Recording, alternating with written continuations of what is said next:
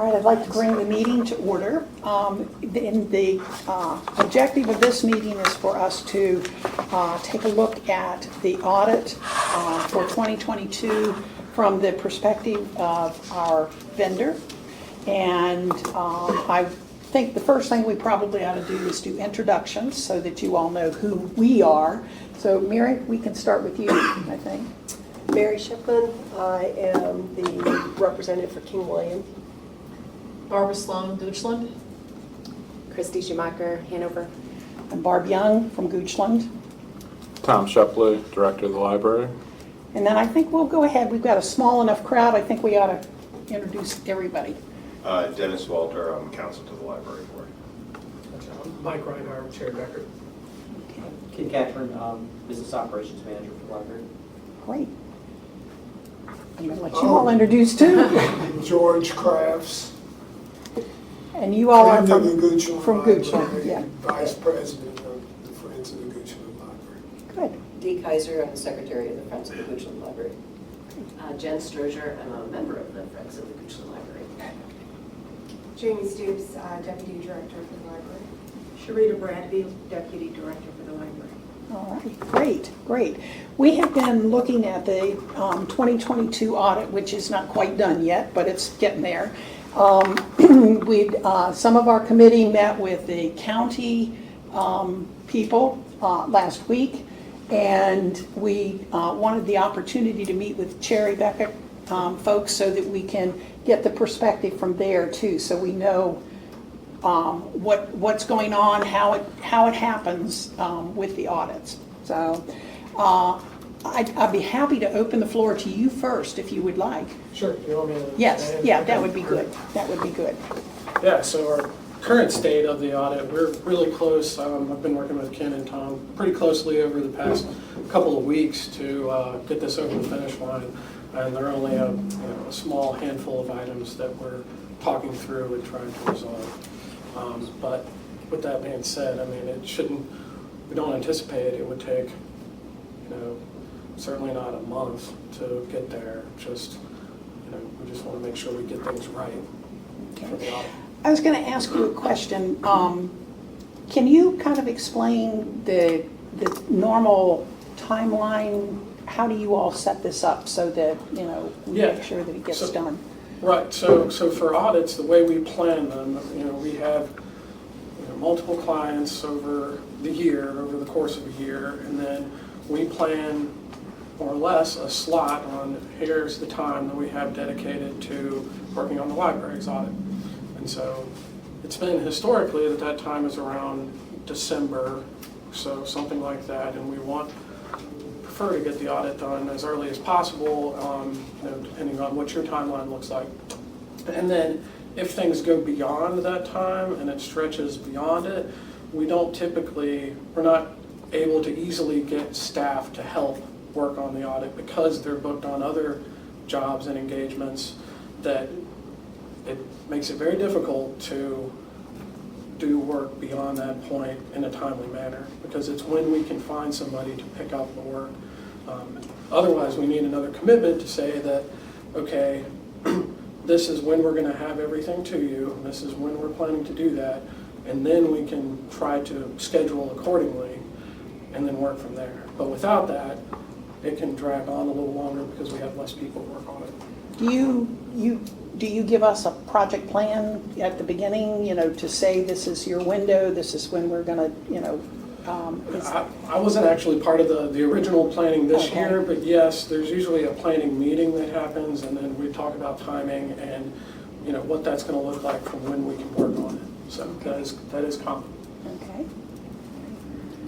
Other questions? Yes. When does the library or the PRL, when were they notified after your planning meeting was? Yeah, it would have been during the planning meeting with the With- library Okay, and when does that occur? at the beginning, so it could be as early, it could be June, anytime between the end of the fiscal year and then when we'd start field work. And typically it's been later than the county, the historical audit report dates have been December, March, April, I think, over the past 3 fiscal years. But it should be before field work happens. And when the December slot that would be set aside for the library, what material, and when was the material expected to be gathered by? In other words, what starts the ball rolling? Do you provide a boilerplate and they plug the numbers in? Well, Is that what you do, or is it, I mean, what do they have to work with? we have a list that's shared with them. It's called Smart Sheet, okay? So there are different requested items, and we put due dates on those for these items of when we would expect them to come. And then we work from there. And, you know, we go based on the timeline, excuse me, that's set up in the planning meeting in order to meet those deadlines. And when is the smart sheet given approximately? You said like Yeah, right like- after beginning of June? Yeah, it's usually, Okay. it's typically when there's a planning meeting. I'll have to go back and look, like I said, I wasn't part of the original Okay. plan. Tom, do you know when that was for this audit? The On a planning? planning basis, I do not specifically. Other questions? Yes. When did after the smart sheet was given with the due dates, when did the tardiness begin? Like, Well, I mean, were things, I would how did say it work? Were things just not delivered on time? Is that, there's some of that, but I would say the delay that got us to now was really financial statement preparation and like responding to comments in a timely manner and fully. Because we got a draft in April, I think, and we've gone back and forth maybe 10 to 12 times, maybe more. And some of them were based on the original comments. And so at that point, really the partner and manager would be the ones looking at it because we don't have any staff to do that. So we would be the ones going back and forth. And we're really dependent on them to provide that information where, as the auditors, we can't just make those adjustments ourselves. And in some cases, we do prepare financial statements, but they opted not to do that in this case, which is fine, anybody can do that. But we do have to rely on them to provide the information and make those adjustments. okay. May I ask a question? Yes. So do you go directly, I know that our financials come through Hanover County. So are the responses directly from PRL or from Hanover County? They don't come directly from Hanover County. I think Ken prepares the financials for the library. Okay. Because I know he has to depend on getting information from Yeah, he them. does. Mhm. So, Yeah, he does. okay. Did I hear correctly that you said the first draft that you saw for FY22 was in April this Yep. year?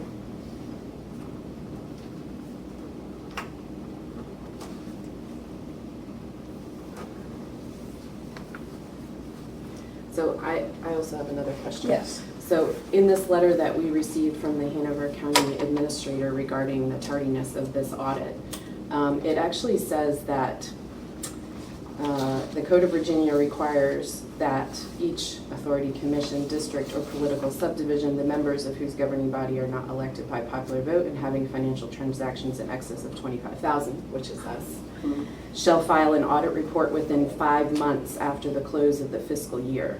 So obviously, 5 months after the close of the fiscal year, I think would be the end of November. So I'm curious why the first draft was only sent in April. Do you have any? We don't prepare the financials. You don't prepare, okay, all right. And you also have to give another month for reconciliations and closing out the Okay. fiscal year. It's Okay. not going to happen in July. Right, okay, yeah, you mean providing information? Right. Yeah, okay. Yeah, and some of it, I mean, like, I fully acknowledge that they're, small staff, like accounting-wise. If it's just Ken doing all the work, it certainly could be a lot for him to do on his own without other assistance.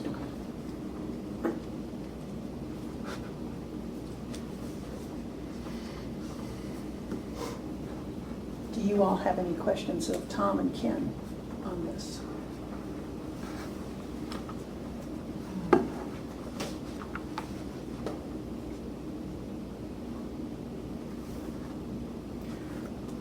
I have a question, which is, has there ever been another letter like this from the county administrator about tardiness of an audit, or is this the first time that?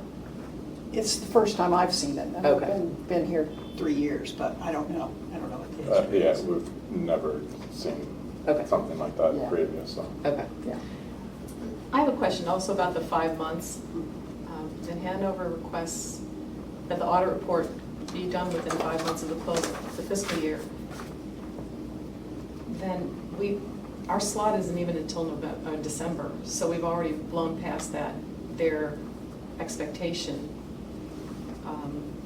I mean, this is mutually agreed upon Okay. timing, and so there is the 5 months, but like, I don't know, in my experience, I haven't seen a penalty necessarily for that time. I don't know if you guys have gotten any such penalties, but. As far as I know, there really is no penalty on like specific date that it is finished. You would have to put on your website, I guess, that it was late, maybe. That might be, like, public information would say your audit report was late. That's- Okay, I just But- wondered, I guess that's kind of a Hanover question. And the audits when they're issued have a date of issuance. So it's in the audit itself. Yeah. Okay, thank you. So can I ask another question? Oh, absolutely, absolutely. So I wasn't here, obviously, last year during audit time, but in going back through minutes, I saw that the audit for last year was also delayed. It was a little confusing reading minutes, obviously, because it said in the November minutes that the audit was finished, and I believe somebody from Cherry Beckert, Greg Miller, came in December, and there was a presentation, but then there was a real rush at the end of May to get the audit finished in order to be eligible for state aid. So I was confused as to why it was finished November, December, but not actually finished to May, at least from my reading of the minutes. Is that accurate, or In terms of the timing. FY21? The timing is correct. Okay. I am not going to speak to what all went on in the sort of that 6-month period. Ken probably has a better memory of that. I wasn't hands-on involved with, the production of that. And I'm not positive, but I believe that we wrote a letter back to Hanover County's internal auditor who manages the audit contract, expressing concerns with how long things had taken in that period. I honestly cannot tell you if that was, a little over a year ago or like a little over 2 years ago, and I haven't had time to go back to find the correspondence. So that wasn't Pamunkey Regional Library's delay, that was Cherry Beckert's delay in delivering? I mean, I think we have to own some of it. Okay. I mean, we're kind of like Cherry in that, there are, there really is one person working on it generally. And, we have to determine what has to happen sometimes too. Like, do we want to approve payroll so people get paid or get our bills paid? Do we have enough notice to be able to provide something back? I don't think it's that uncommon that, I'm kind of pointing at you, but as Cherry asks the question, can we respond in a time when he also has, or the other Cherry staff have the window of opportunity to look at it, or is it going to take them several days afterwards, vice versa? I feel like it does not take long for that time to add up. Yeah. It's just it's kind of the way it is. Just a question in terms of communication. When Sherry does communicate with PRL, is it to Tom and to Ken? The two of them together? I mean, are they always sent together? Not always, but sometimes they're either directly to Ken or directly to Tom, but those are the two contacts. Okay.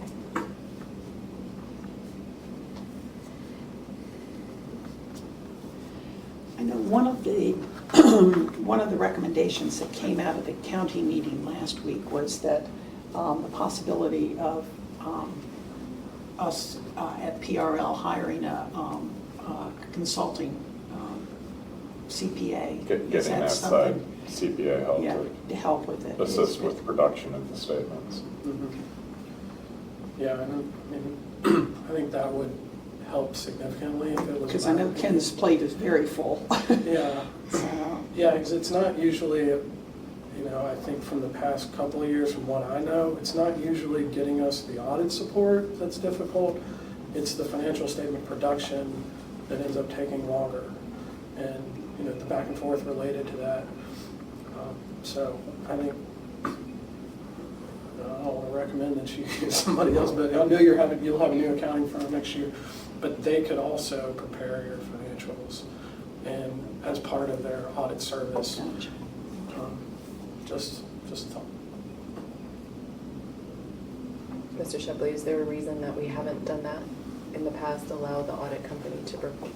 It had been my understanding, because in the past, that was basically what happened, but when I started at PRL, I was told that that wasn't appropriate based upon, I guess, the relationship.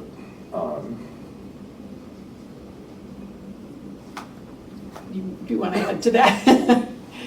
No, I mean, yeah, I'll take any help. We can, anything to resolve frustration and bottlenecks, I'm in favor. Mr. Reinhardt, would you agree that the audit is, over the years, it's become increasingly complex? There's more reporting. We've had some recent accounting standards changes that do make it more difficult for especially a small shop to be able to interpret that guidance and then, effectively respond and put that in their financial statements and make those updates. So, yeah, over the past couple of years, it's changed. I know that you have noted that a couple of years ago to us, yeah. Sort of from memory, I think that the audit had increased about 25% in page numbers as the reporting became more and more involved. Some of that is not necessarily stuff that we're even capable of reporting. We have to get assistance from county staff to do. I have a question about the software that's used. What's it called, One Solution or something? One solution is the financial system software that Hanover County uses, and since we're with them, that's also what we use. So aren't those regulations then, isn't the software updated on a regular basis with those new regulations and requirements and such? Isn't that a typical software update? Well, for a financial system? statement preparation, but I don't know that that's necessarily what happens in the system, or, they might have to do something outside of it. I would assume that they would have to keep the software current with all new regulations and requirements. Certainly, other disclosure checklists would be something else that you could have on the side to say, do we have these, are they applicable or not? Yeah, exactly. I would think that would become more under the umbrella of the internal audit for Hanover County, to make sure that the software is up to date. I'm going to say, sort of from my understanding of this, we don't have like a standalone version of One Solution that we use. Hanover has us in their system like any other department. And so if they were programming in checks and balances, one of the questions that we're talking about ongoing with Mr. Reinhardt is about capitalization. So if they were even doing that, I don't believe that they are looking at that from Hanover County's perspective. And that does not particularly help us because materiality in the Hanover County audit is significantly different than it is in the library's audit. We're $6 million a year, they're $100 million a year, more or less. So, and honestly, we've had questions about transactions, over the years. That's kind of what the audit is a series of questions and responses. And, we've gone over things and the auditors will see something and like, you know, we're talking to finance staff, kind of like, you know, getting help to try to understand this. And they're like, oh yeah, I guess that probably should have been like that. I mean, they're not, you know, they're not really, they're not the kind of help for us that perhaps this consulting accountant might be in terms of producing our statements. And Hanover is kind of another variable in terms of if, you know, if they have time to be able to help at a time when we need it, kind of a thing. If their staff are busy, for instance, working on their own audit, they're not going to particularly stop to help with ours. So, Makes sense. the different parameters for the priority of getting the county's audit produced. Do you have any idea what a CPA consultant might cost? And do we have the capacity to do that? I would think we might. But. Well, I think that it is something that we just need to investigate how that might work. I really don't know what the cost would be, but I'm guessing that that it really is not going to be that substantial as an addition. Audit. I think I'm kind of looking for somebody else to help. But audit services are generally procured through an RFP process. Audit firms have to put in a bid. And in my relatively limited knowledge, there are often local firms that work with local localities. Cherry is a larger firm that is, as I understand it, is doing government audits in multiple states. So, you know, they're larger. We had KPMG for like a 5-year period before this last contract with Cherry, and it was Cherry before that as well. And of course now we're going to be audited with a different firm. And so I had reached out to my library colleagues at the other regional libraries, in part with some of these capitalization questions, and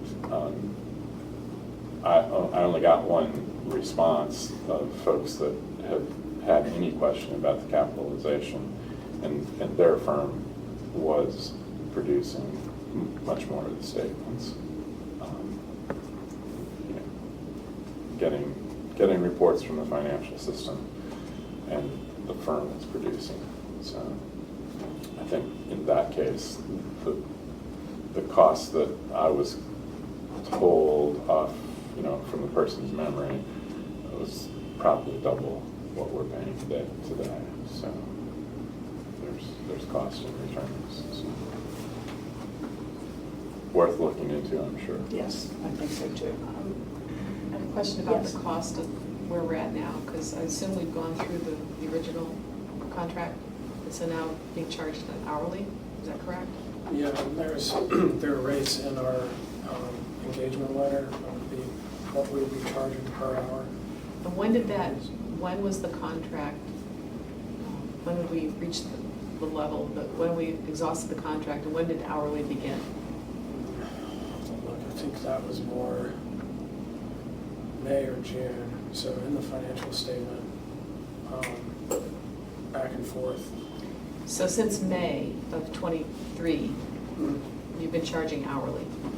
Yeah, but they're only on and off for when we have back and forth on Right, these statements, right. so it's not a large number of hours. But I'll certainly find out and let you know what those were. Has there been invoices?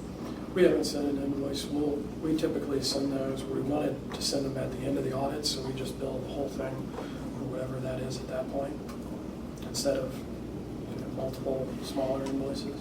Okay. I guess I'd kind of like to know where we're at with that. I mean, would it be possible to get a progressive, just to see where we're at? Yeah, I'll have to look that up. Okay. Right off my head. Thank you. I don't know if this is an appropriate question for you, but at some point I'd like to kind of see a timeline, what PRL's kind of dates are as far as when they're trying to get things in by and what your aim is for completing. Well, I mean, we're more focused, I guess, on documenting that on the 23 audit than trying to go back. Yeah. I can let you know what we have in terms of information. So, I mean, from the 23 audit, though, we're behind as well, as stated in the letter. So I would just like to know what's not behind, like what's the ideal timeline for PRL and their audits, and where we should be at different points along the path. Obviously, I don't need that now, but going forward, thank you.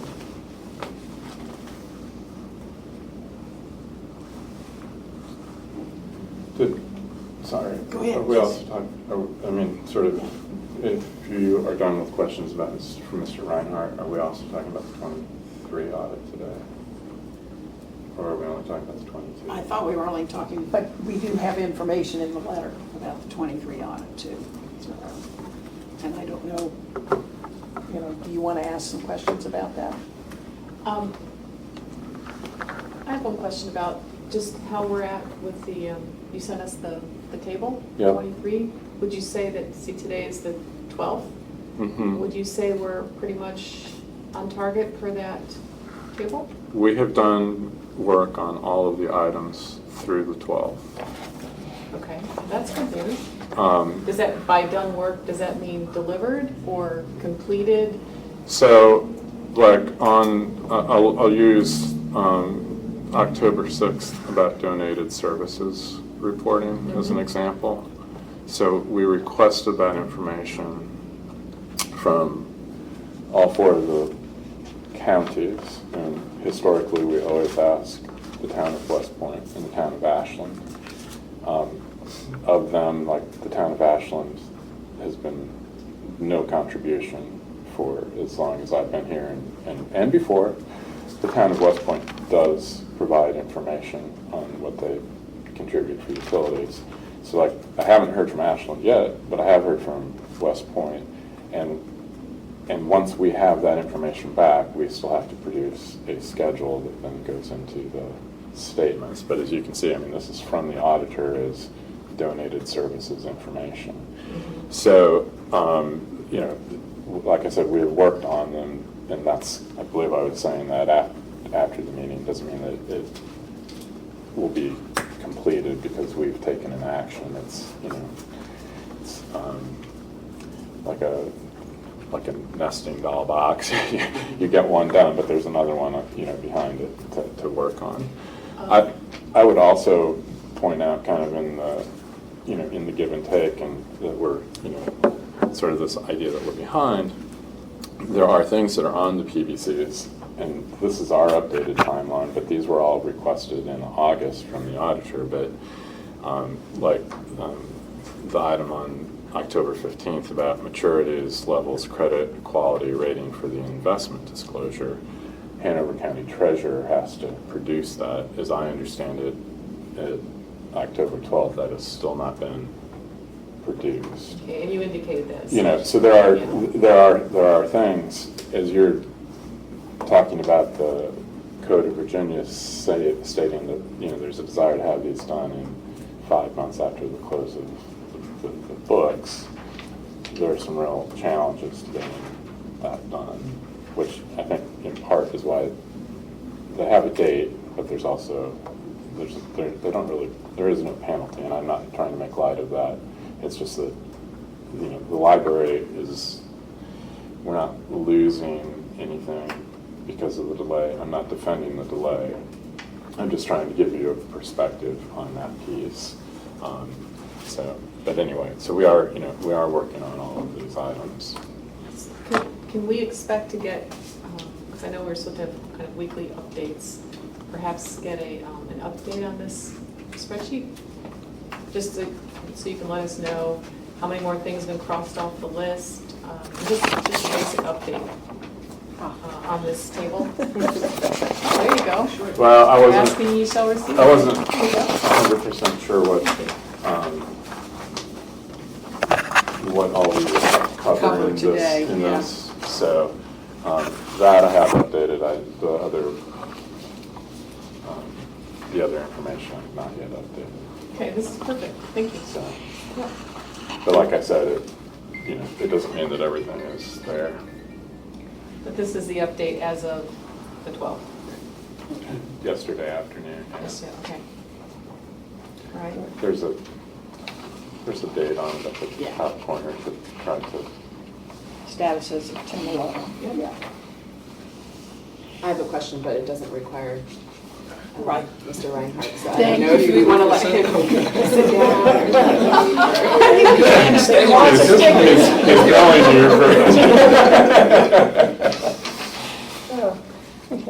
down. So my question was, I know we talked about this last week at the meeting with the county, which was about state aid.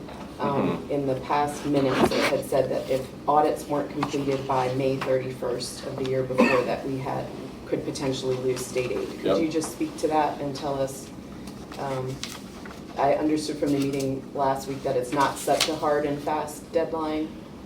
Apparently it is not, and I don't know that I'm going to be able to fully explain, what is different from a year ago, because I know that I was asking the same staff at Library of Virginia. Okay. I believe that part of their perspective on that had been conversations that they had with the auditor of public accounts, and it was related to how many localities across the state had not yet reported 22. That would have been conversations in May or June. I don't know that I have it in writing. Do you have any perspective on that? No, but I would say you weren't the only ones, so. As I'm looking at this, and this is just I'm just asking a question. Do we have any kind of project planning software that we use other than just to do like an Excel spreadsheet, when you put in your tasks that you can say if this task doesn't get completed by this point, it's going to impact this down here. Like, Microsoft Project is what I was thinking. Yeah. Something like that. No, we do not. Okay. Generally, the tasks are all assigned to the same staff member. The information that I've seen from the audit firms does not give you that kind of window, or, like what are the row of dominoes for that. It's, can you get this in by a date? I was just thinking, when you were talking about the 15th and the maturities and so forth, that, if there was some way to indicate that, maybe the due date of that should have been moved up a little bit so that it didn't impact something that's down below it, And like, that's one of those things that you can't, you can move the date up.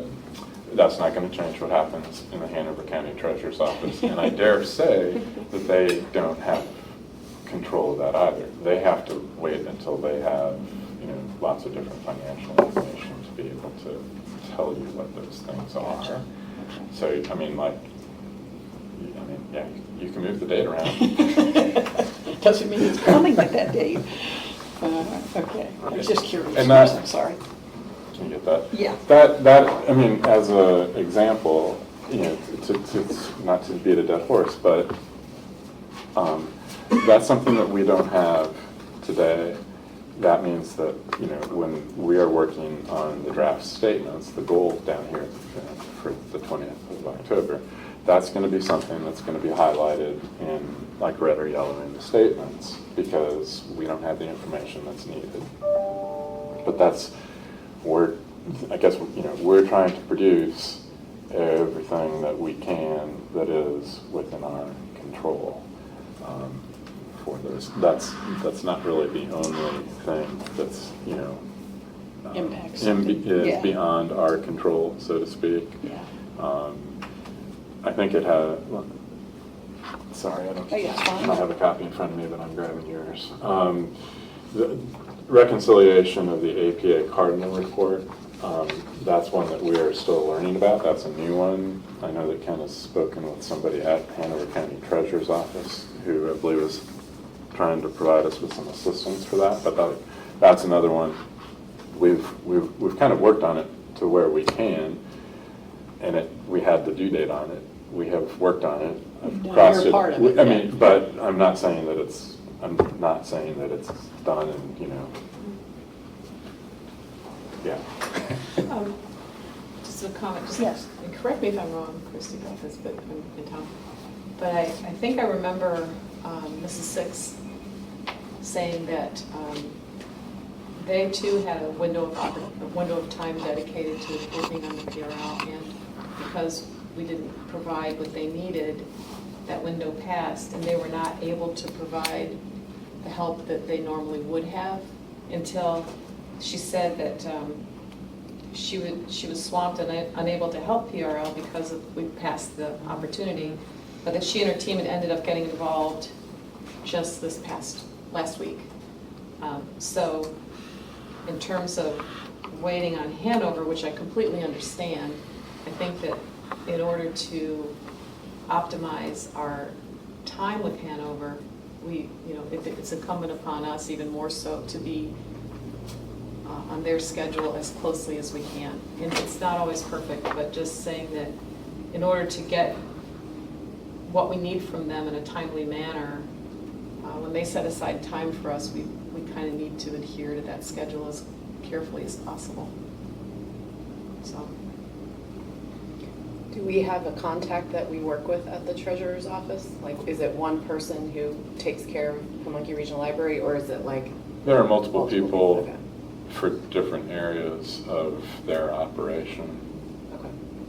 Ken previously worked for the Hanover Yeah, County I know Treasurer, what so he He's got generally good has, relationships. has the contact, Okay. for that. But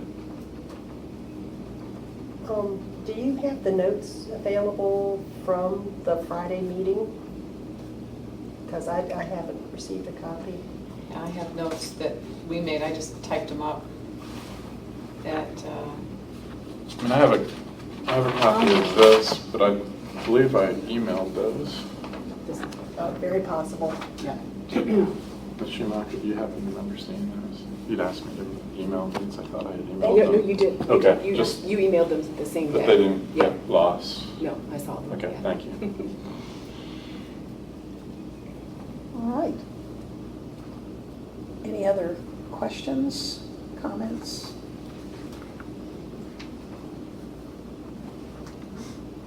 Do you all have any other information you'd like to share with us, or? Not at this point in time. All right.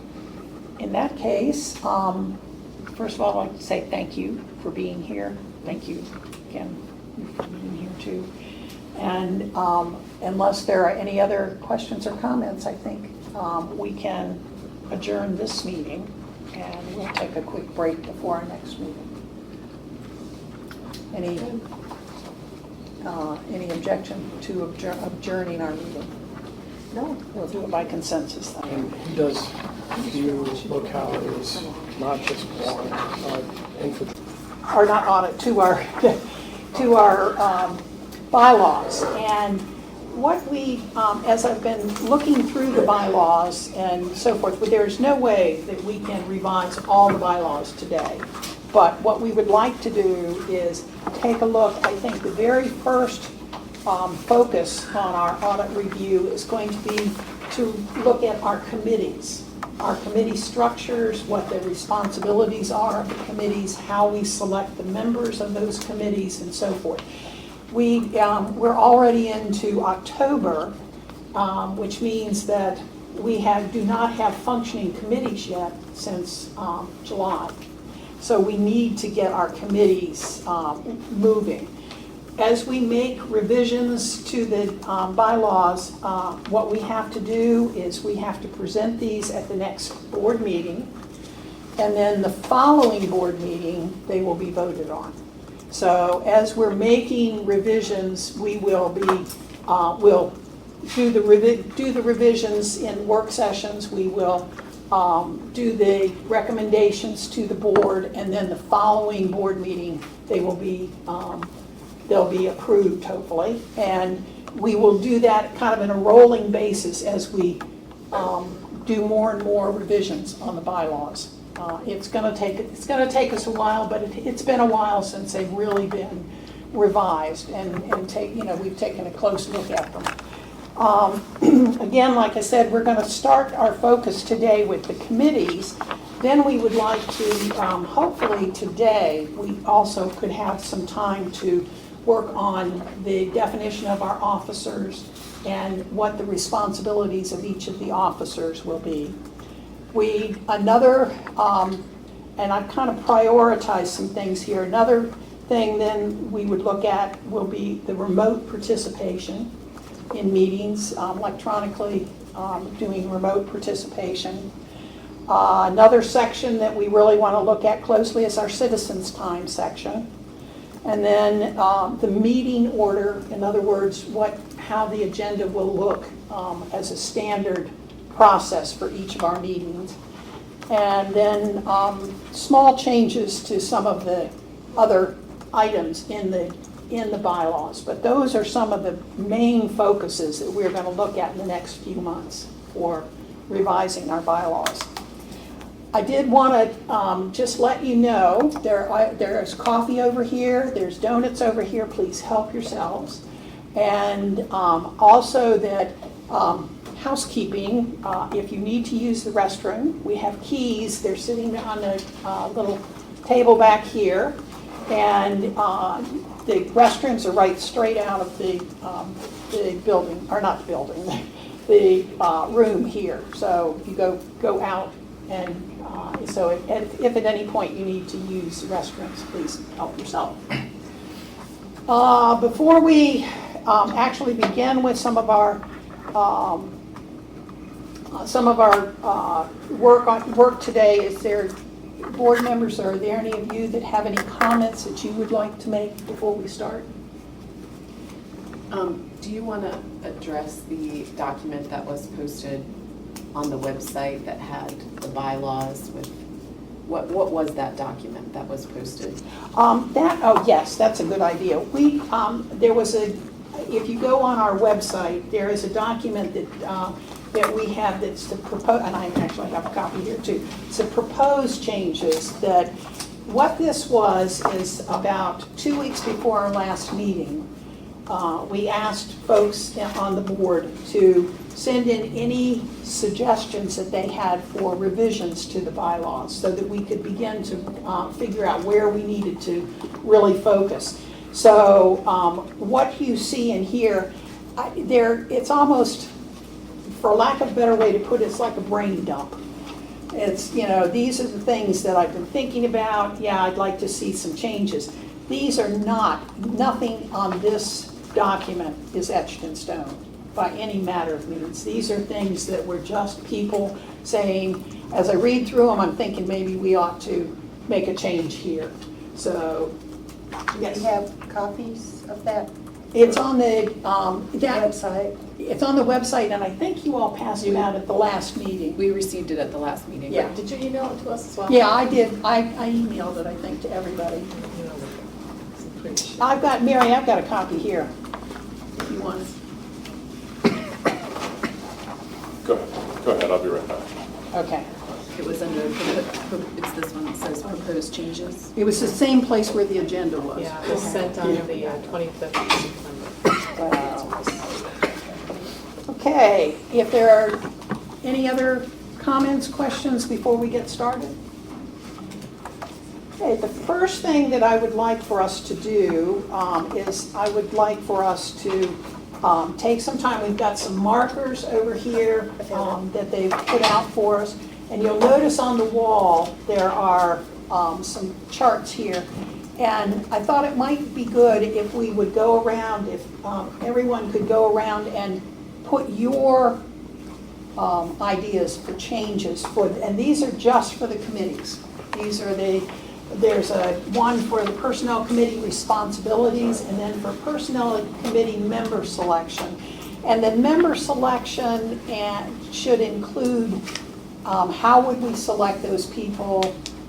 Should they be representative of each entity, each of our regions, or and how do we decide who's going to be on the different committees?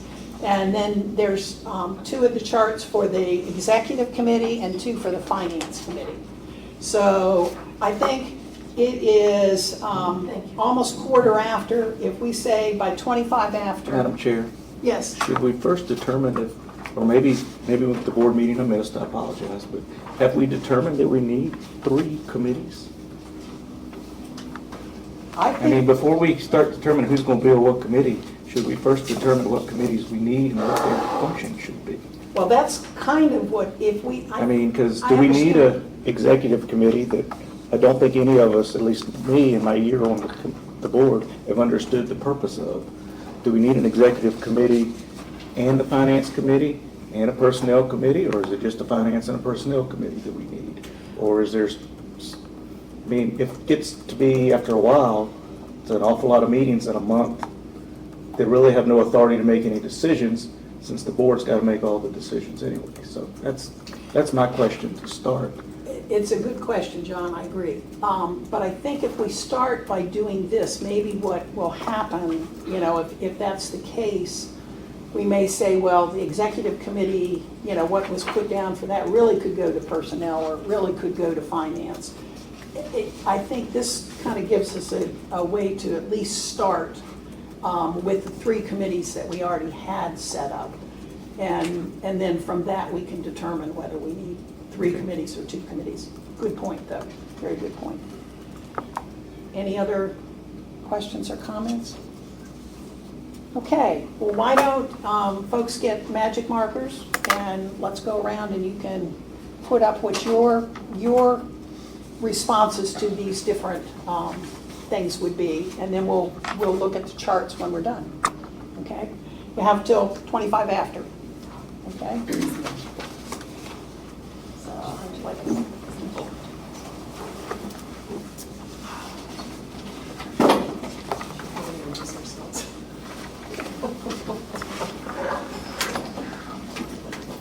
And I've got some stuff that John sent me, so I can use it first.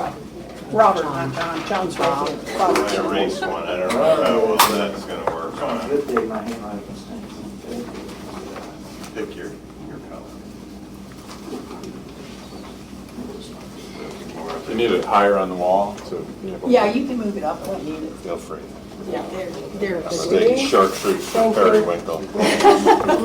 Oh, geez, we've got all kinds of choices here. There we go, thank you. Oh, yeah. Thank you. That's on your move for the day. Black in there. Yeah.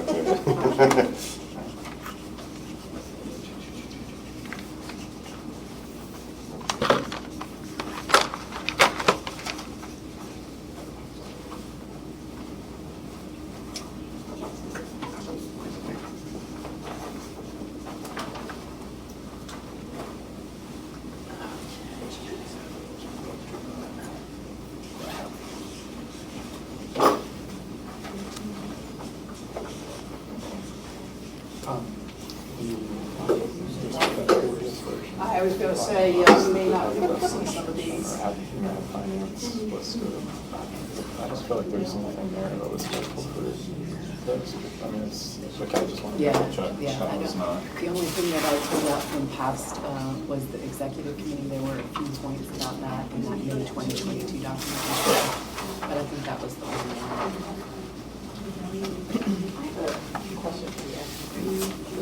I'm gonna need to leave about 11:30 or so. Got another commitment.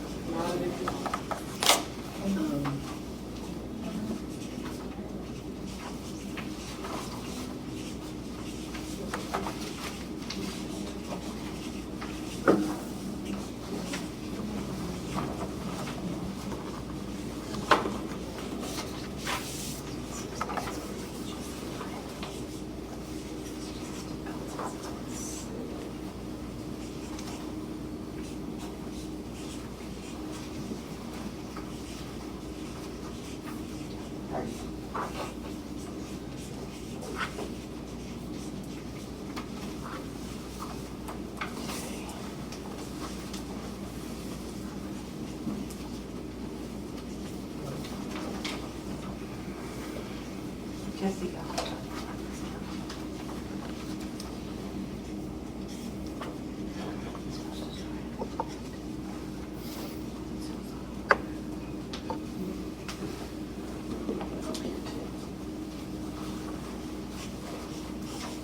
Thank you.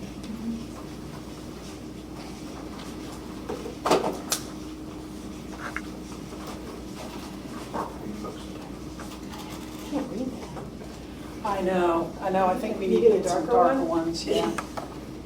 Yeah, Orange. yeah. Christie, we may need to get a darker one for you too. Oh, is mine not? Sorry, okay. I can pick Mine another. is not showing up either. They're pretty colors though. They're just not real bright.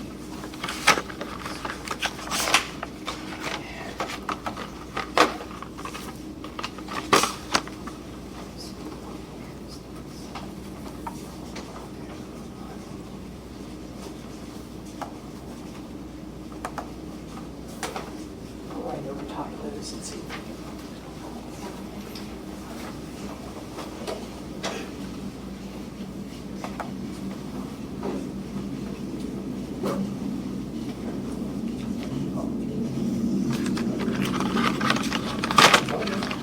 I'll go whatever way. It's in the dictionary, so you don't need to. He said, I cried or, yeah, but we gotta go through this, gotta figure out what library board wants. I do it one of two ways. One is just what's there, which is helpful. But it's much more like, what do we want to say? Completely scrap bylaws and say, this doesn't reflect where we want to go, how do we want to do that? And you can show how you tweak what you have, or you just say, does it make sense to do that, or just, even, structure, order. The only way that you really can get that is to have those discussions.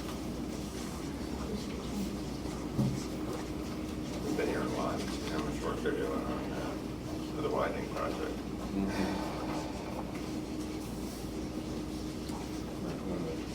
Yesterday, had no notice. Rebid. Oh, yeah. That was my ground show most of the day. But I guess they got it back together.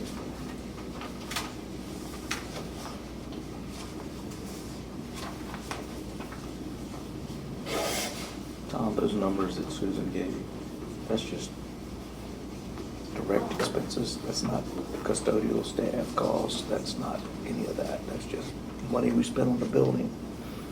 Well, Repairs and electricity. and- Do the auditors want more than that? So, that was something that I could do to free Ken up to do some other stuff. And, was it TJ that was the treasurer? TC. TC, sorry. Because I think that I feel like they did give us something for the custodial in the past. I think we'll do a comparison. Because I really don't know how to allocate what percentage of his time. I can talk to the public works director and see if he's got some ideas. We could probably be pretty close with the hourly, number of hours, number of weeks, hourly rate. Yeah. At the Goochland branch, they have fiber optic from the library over to their campus. And so that's how we get internet. We don't have our own connection. It goes through theirs. And kind of like a wag at it. So.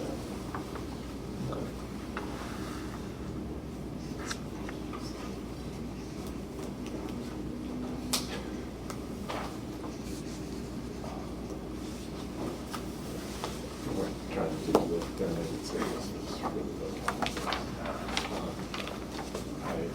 I had missed the Harris stuff. Yes, she's pretty much been everywhere. Now, that also doesn't include a number for a building. And, yeah. I mean, and that'll be easier going forward because we'll have the town will be paying a rent payment on it. Yeah, I guess the town should cancel So that we'll way. include that rent payment.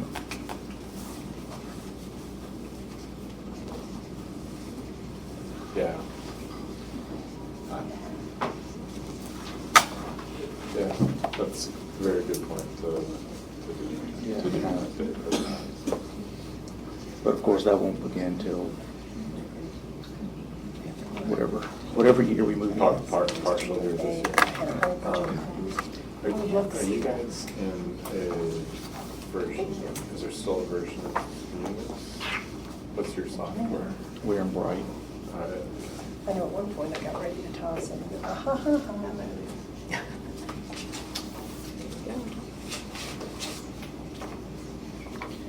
Which I think I would have some retirements if I said we were gonna go with different software. Oops, out of here.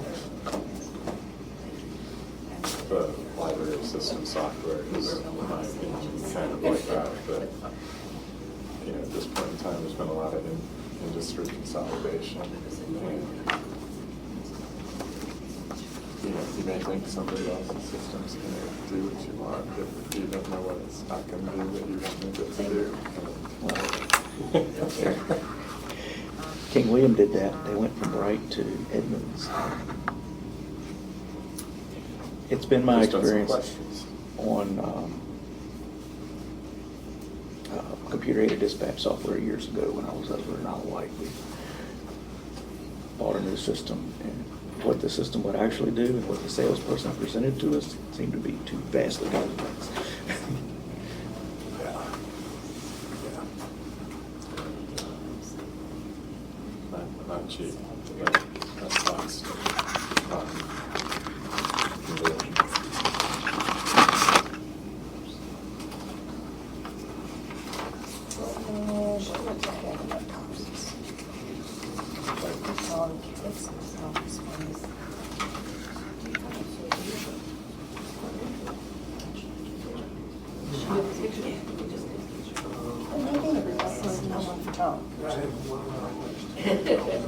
I didn't know if you wanted a copy, it's so much easier than writing them all down. No, I ended up.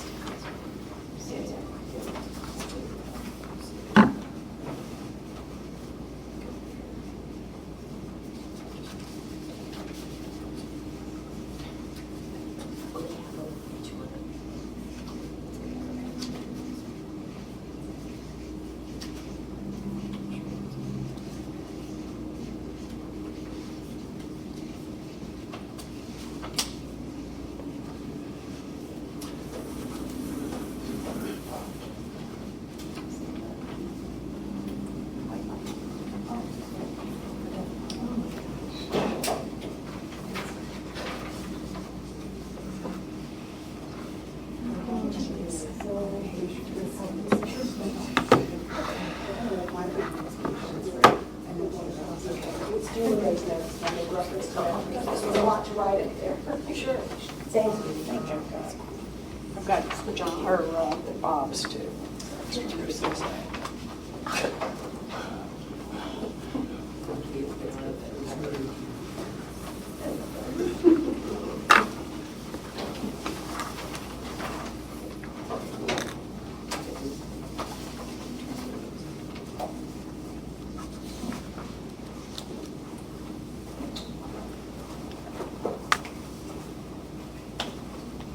you.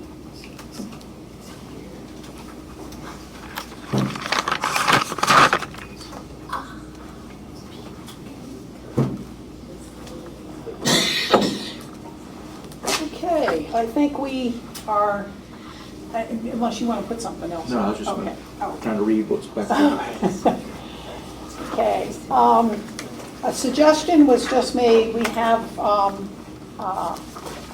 our attorney here with us today, and so the suggestion was made that maybe we talk some about the role, the officer roles, especially treasurer. We've had a lot of questions about that. and remote participation. Since we have your expertise here, maybe help us with some of that. Okay? Just come up here so it's easier for me to Okay. stand and chat. Don't worry, I can stand up here as long as this is necessary. Great. So there's a few things that I think are helpful for the board to keep in mind as you look for your bylaws and setting up committees and sort of delineating roles. There are some that I'm going to say are sort of already defined, and then there are some that you all can make definitions on. So certainly there are some things that you kind of need to have a chair. You need to have someone who is in charge of the board in terms of running meetings. The number of members and where those members are from are not something that are within your control. So if you were to decide, hey, we want to have double the members, that's not something that you all can do. So there are certain things that, as I said, that are sort of imposed. Some of that is through just general operations. Some of that is through your underlying agreement between the jurisdictions. And then there's some that are by state code.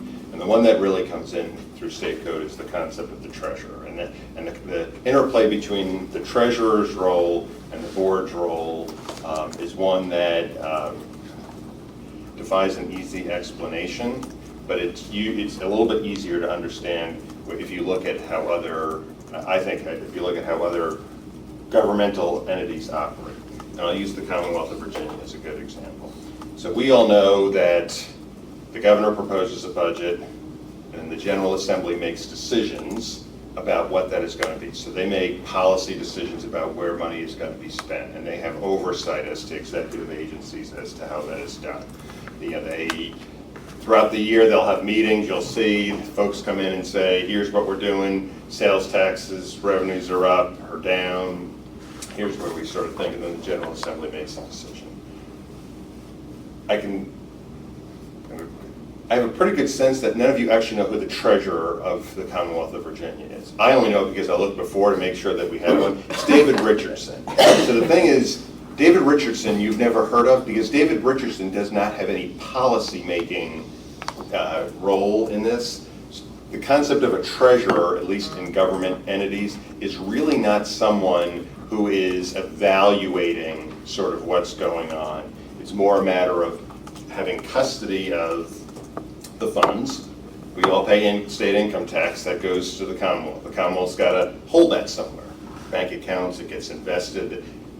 All the general accounting principles, those apply to what happens to that money. And then when the funds go out from the Commonwealth, they've got to be paid, and there's a whole myriad of that. But when we file our state income taxes, and knock on wood, if we plan appropriately, we may get a small refund. We get some of that back. Now, some of us get that in paper, some of us get that in electronic funds transfer, and some of us even choose to say, you know what, I'm going to donate some money to some other fund. You get that list of funds, and then the treasurer is responsible for transferring the money, basically your money, to the other entity.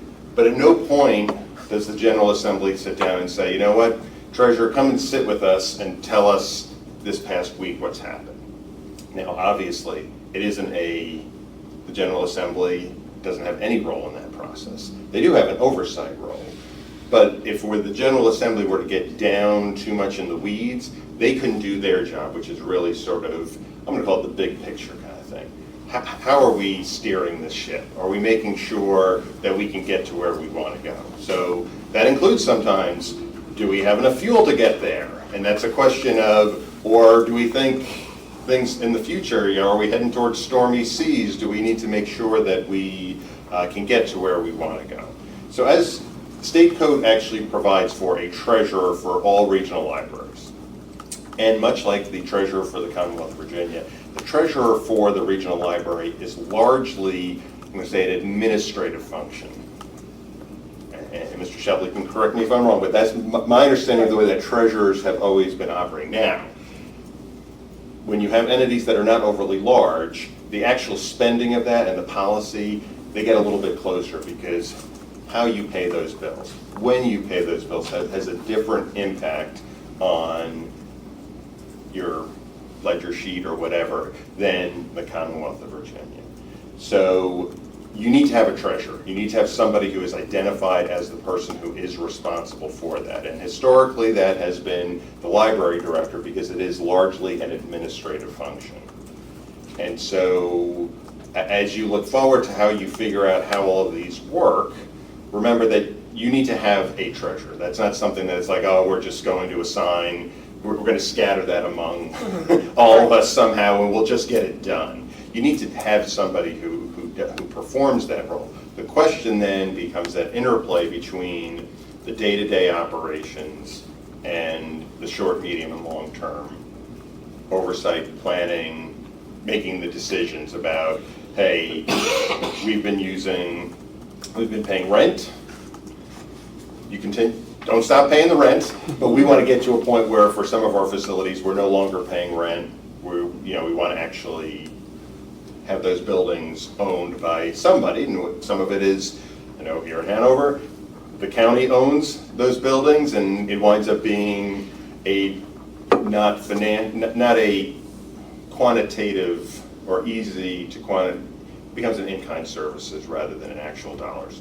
That makes sense for some places. Some places it's like, you know what, location is much more important than the fact that we own the structure. This is the only way that we can do that. So those are the kinds of things where you don't want to get into we make the decision as to pay the rent, but it may be, well, 6 months from now, a year from now, 3 years from now, do we still want to be in that same position? And so as I sort of see the interplay, at least on the finance side, you do need to have that financial officer. And my suggestion is, as you decide how you as the library work, as things are changing and you are reevaluating your roles and how you want to go forward, is to try to complement that rather than try to take on some roles that either as a board you're not really well equipped to do with just because you have 10 folks who are assigned to this.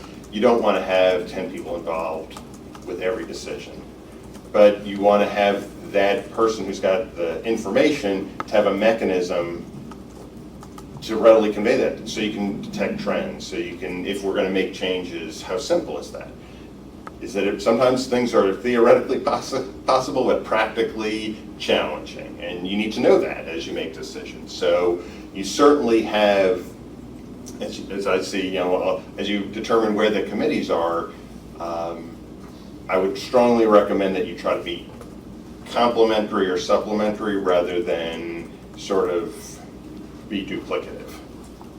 And that's I think that's why this is a good exercise to sort of go through to sort of see how you want to do that. My recommendation for now, and I've said this to a couple members before, is really if you are looking to sort of figure out where those lines are, to take them in incremental steps. If you were to try to completely change how you do finances, I have a very small part in the audit. I know that if you make wholesale changes, it just makes things more complicated in terms of trying to show how you're getting from point A to point B. So you certainly, as the library board, have the determination as to who the treasurer is. I would continue to recommend, since it's administrative, that it needs to be somebody who is able to do that on an administrative basis. And for most bodies like this, it's going to be either the executive director or the executive director's designee.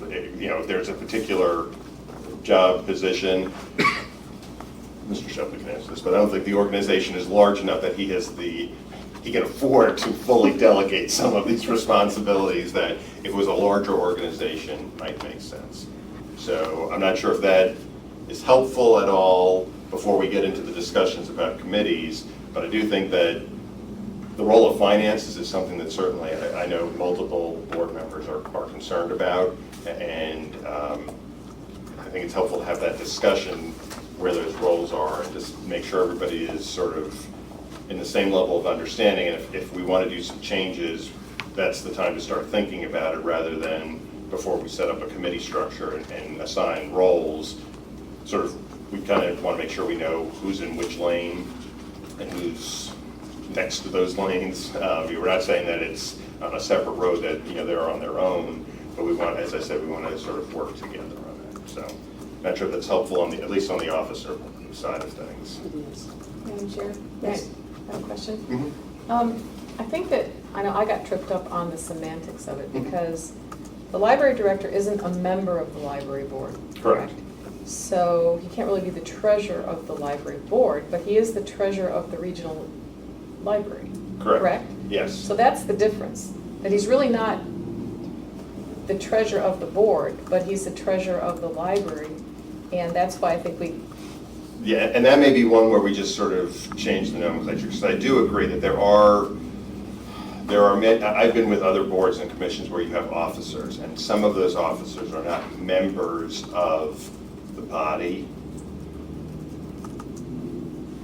but they serve in a particular role. So I think that the treasurer can be an officer of the board, because the treasurer is the treasurer of the library. I think if we're going to look at actual officer kind of thing, the library board itself does not need a treasurer. okay. Because there are no expenses for the library board for which an officer needs to do stuff. Now, you need a secretary because the secretary keeps minutes and does all those things, but the secretary for the board doesn't do any of the administrative stuff for the library. Right. Those are different functions. So you can have an officer who is the treasurer because it is so integral with the functioning of the library board that you want that officer to be someone who is expected to regularly be at meetings. And the library board can direct as necessary, because there are provisions where, paying invoices and things like that, if the executive director's not right, you all can be part of that. So you want to still keep that connection for those instances where it's necessary. But I agree, it's kind of go back to student government when you're in, the class president, vice president, and treasurer and secretary. They don't quite mesh, because you can have board members who are chair and vice chair, and then you can have support. You can have administrative staff who can be the treasurer, and even could be like the secretary. You could have somebody who is appointed as the secretary who is not a member of the board, who's it's basically a clerk, whose responsibility is to keep track of who the attendance, getting agendas out, making sure minutes are completed. You can have that as an administrative position rather than a board position. So I have another comment to make. So Mr. Walter and I spoke last Friday, and as somebody new to the board, again, the semantics were new to me about needing to elect and nominate, and that we would elect and nominate our own library director. That was all kind of a little bit convoluted for me. What I came out of that meeting with, and please correct me if I'm wrong, was we had talked about possibly rewriting the bylaws to have a section that says elected officers of the board, and on there have chair, vice chair, and secretary, and then underneath that have like a separate point that says officers of the library, and there have a treasurer as the library director, but not necessarily nominated and voted on every year to be the treasurer.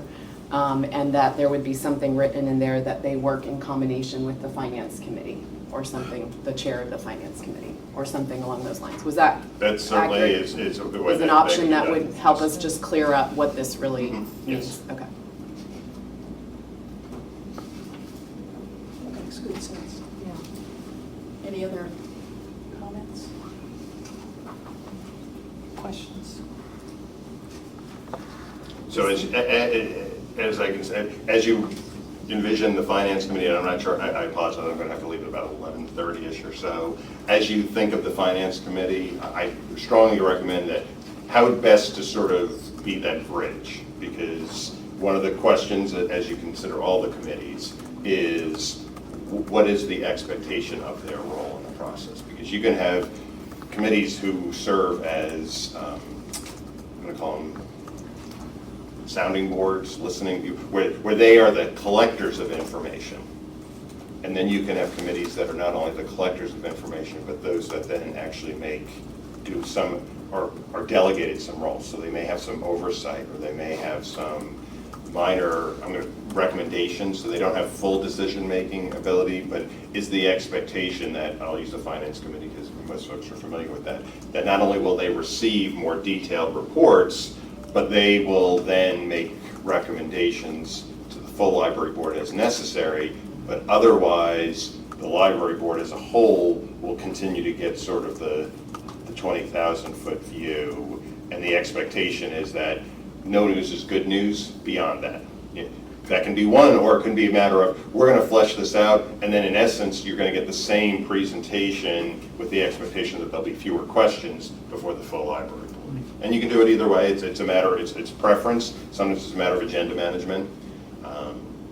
And again, that's going to be a feeling out process, going from not having a finance committee to having one, and how frequently that meets and how detailed that information is, because the finance committee may want more detailed stuff, and they can convey that to staff and say, we want this information and answers to these questions, or staff who are available to answer those questions, that you wouldn't want to do that before the full library board. So for what that's worth is just my suggestion, but certainly it's up to the full board to make a decision as to how you want to handle that. So that was the first part of your question. Okay. And I don't want to move on if there still are any thoughts before.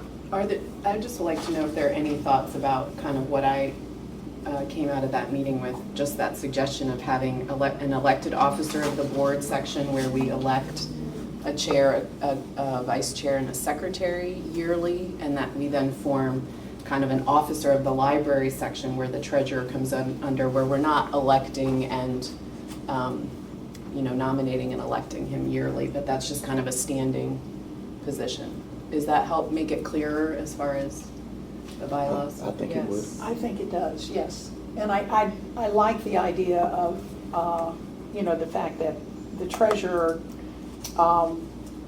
we need a treasurer who has the access to do the duties that Tom does for us with that. I think where the problem was that, whether you're a board member, and you're listed as the treasurer of the board, as a board member when you're not. So, and I know that in the book from the handbook from the Library of Virginia, it does talk about having your director as your treasurer. Now I realize, and I use the example of the Commonwealth, and that's a little limited because in addition to the library director's role as the treasurer, as the chief administrative officer actually plays a different role in terms of suggesting policy and those sorts of things. So in essence, and I don't want to puff up Tom, Tom is not only Mr. Richardson, he's also Governor Youngkin. Yes.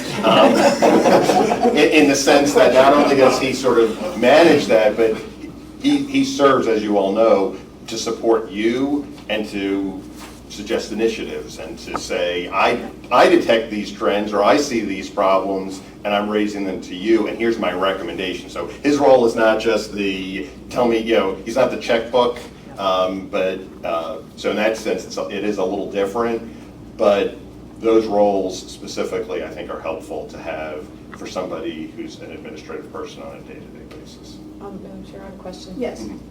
Is it code that the library board has charge of the funds? Is that? We're responsible for them, I know. Yeah. So what level of responsibility does the board have? Hold on, I know what I've got. So I know that's got to be directly from code. Yeah, I don't wanna.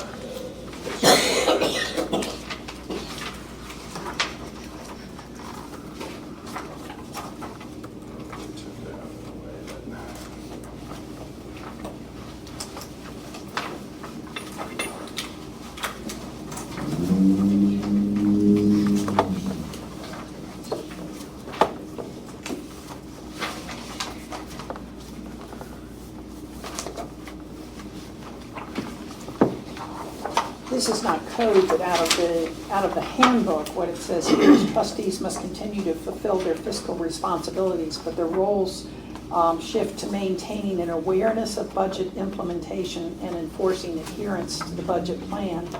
Trustees should not be involved in the day-to-day financial operations of the library, however. Right, that's clearly the library director's job. I'm just wondering, where does the buck stop? With the board? With the library director? I mean, I just don't have a clear understanding of that.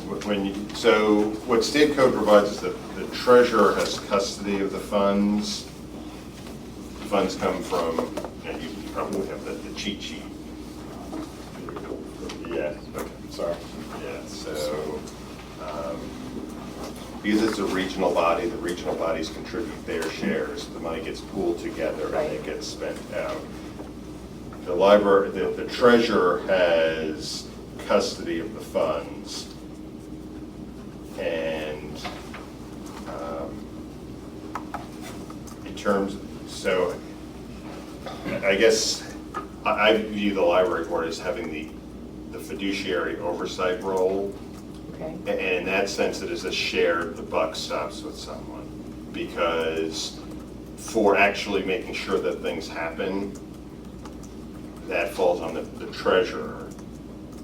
But you need to have those protections in place to ensure that you have access to those. And that's what the monthly reports do. So if you were like, just do your stuff, we don't need to hear from you, you would be abdicating some of your roles and responsibilities. But at the end of the day, if Dominion doesn't get paid, they don't come after you and say, well, you're a guarantor in some way, shape, or form of what the library has. So the board's oversight and accountability. Yeah, so if 6 years had gone by and the library board never bothered to get one, and it turned out that he was building a chateau somewhere, the question might be, well, were you derelict in your responsibilities to ensure on a somewhat regular basis, which is why earlier today, the discussion about the audit, that's part of that process. You receive that information and you are somewhat part of that process. At the end of the day, that isn't just for somebody downtown, it's to ensure that you can take a look at it and you can say, okay, we're doing what we're supposed to be doing here. And if there are deficiencies, if there are delays, if there are questions that aren't being answered, your responsibility is to ask those questions and say, why aren't they being answered? Now, you may not like the answers that you get back. They may be like pounding your head against the wall because sometimes nothing can be done about certain things, but your responsibility is to ask those questions and to ensure that funds aren't being wasted, or being lost. Yeah, we can't account for 10% of our budget every year. Those are not acceptable things to continue. Okay. But it's much more of a management and oversight role. Great, thank you. All right. Any other comments or questions? Are there any other offices on our board that should have a job description or something? We really haven't had that with other boards that I've been on. When you got it, usually we're handed us something that, if you're the secretary, this is what you do and this is what's expected of you, and I don't think that would be part of our bylaws. It doesn't have to be, although you can do it in sort of summary form. So you could say the secretary shall be responsible for, and then just do a general description of what that is, which is different than a job description. The job description is the full page, here are the things, but it may be a matter of the secretary shall be responsible for the minutes of the meetings and ensuring communications are provided to all board members. Now, exactly how that happens, you may have a job description, but you may want to have a more general description in there. But for chair, vice chair, I mean, I'm used to saying it's like the chair shall preside at all meetings. Right. The vice chair shall preside in the absence of the chair. Where you have you don't just list the folks, you generally describe the roles that they do. And also with our committees, it would not be a bad idea. Excuse me. Our last personnel committee chair, she became ill and left, but she sent us notes, and that's very helpful. Yeah. And so for, the committee chair shall be responsible for providing a report to the full library board. Now, that can be outside the meetings, through an email that's distributed, or at the meetings themselves. It can be every meeting afterwards. Okay, finance committee, you met earlier this month. Can you give us a 5-minute report about what happened? Or it could be that it's emailed out before, and it's like everybody's gotten the report. Anybody have any questions? If none, we'll just kind of move to the next item. Okay. Now, I will say that in part based upon the current framework, and they're discussing this, there is the added wrinkle of not only do you want to make sure some of the job titles are described that kind of fit into normal board, what we call it hierarchy, we do have the jurisdiction question, which is sort of, do we have representation on these committees? And what role does that play in forming the committees, in terms of committee chairs, those are the kinds of things that you might need to list in a one. So for instance, if we've got, and we just use it because numbers make sense, we have 3 committees. It may be that a committee chair shall be one from each jurisdiction. They won't be all 3 from the same. I'm just or there are ways that you can address things that normally wouldn't be necessary in a town council or something like that you might want to consider, given what I think is a good makeup. The fact that we are both regional, although we're not equal, it is regional. You want to have, it's kind of like the House of Representatives and the Senate. There's some benefits to sort of having somebody at the table, and then there's some benefits about that not necessarily being weighted equally because of contribution, because of numbers of folks that are involved. So I just recommend that you keep that in mind as you define who they are and what roles and responsibilities they have, because we are three full jurisdictions here, and we want to make sure that we are 4 jurisdictions, and we want to make sure that information is not only given to everybody, but it's conveyed back to the member jurisdictions as well. And I just want to make a comment. I think beyond the bylaws, where I know we don't want to be super specific about some things, I think we need to look at having some library institutional knowledge documents where we, kind of list the, what's the personnel committee doing, and, so that when new people come in, you're not starting from scratch again and trying to recreate the wheel, but have some kind of institutional knowledge document that we kind of keep some of that stuff together to hand on to the next people coming in. Kind of like an administrative manual for us. For the board. For the board, Yeah. yeah.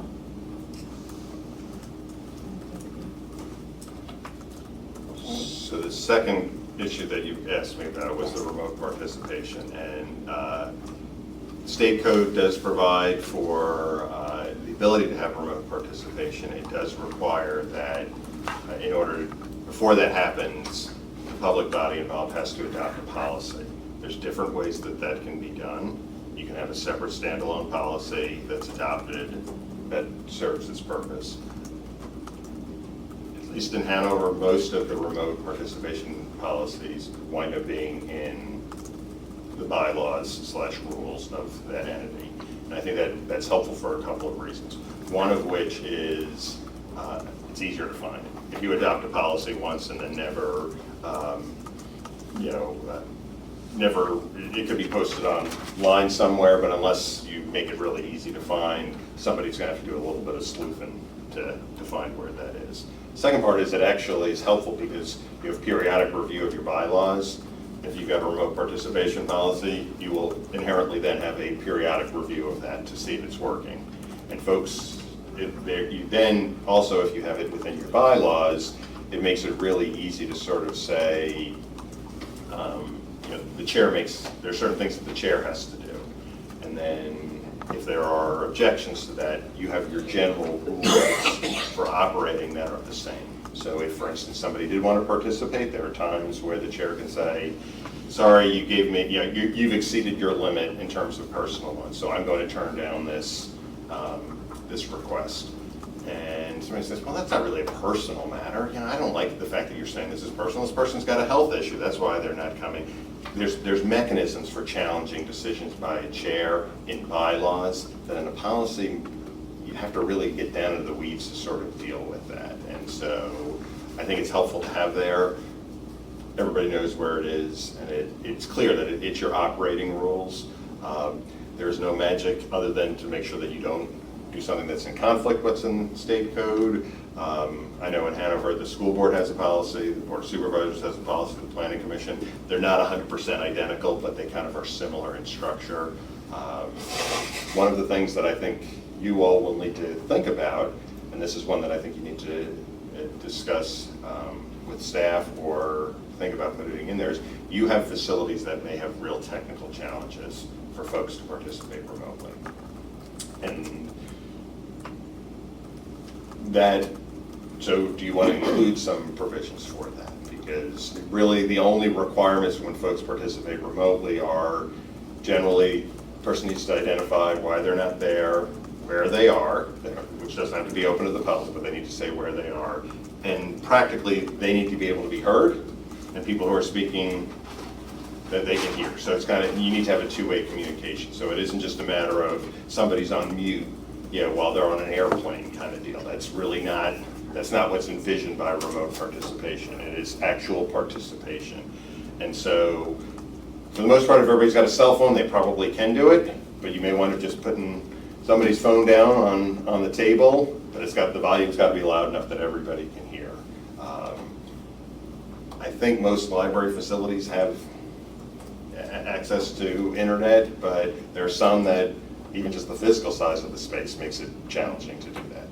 Sometimes a small room is good, sometimes a small room is not very good for some technology. Conversely, sometimes a large room makes it so all you hear is echoes, and the person's like, I can barely hear what's going on. Well, if the person can barely hear what's going on, they're really not participating. So I think putting it in your bylaws is probably the best. I'm happy to draft on something else. I know there was one that was suggested from another regional library.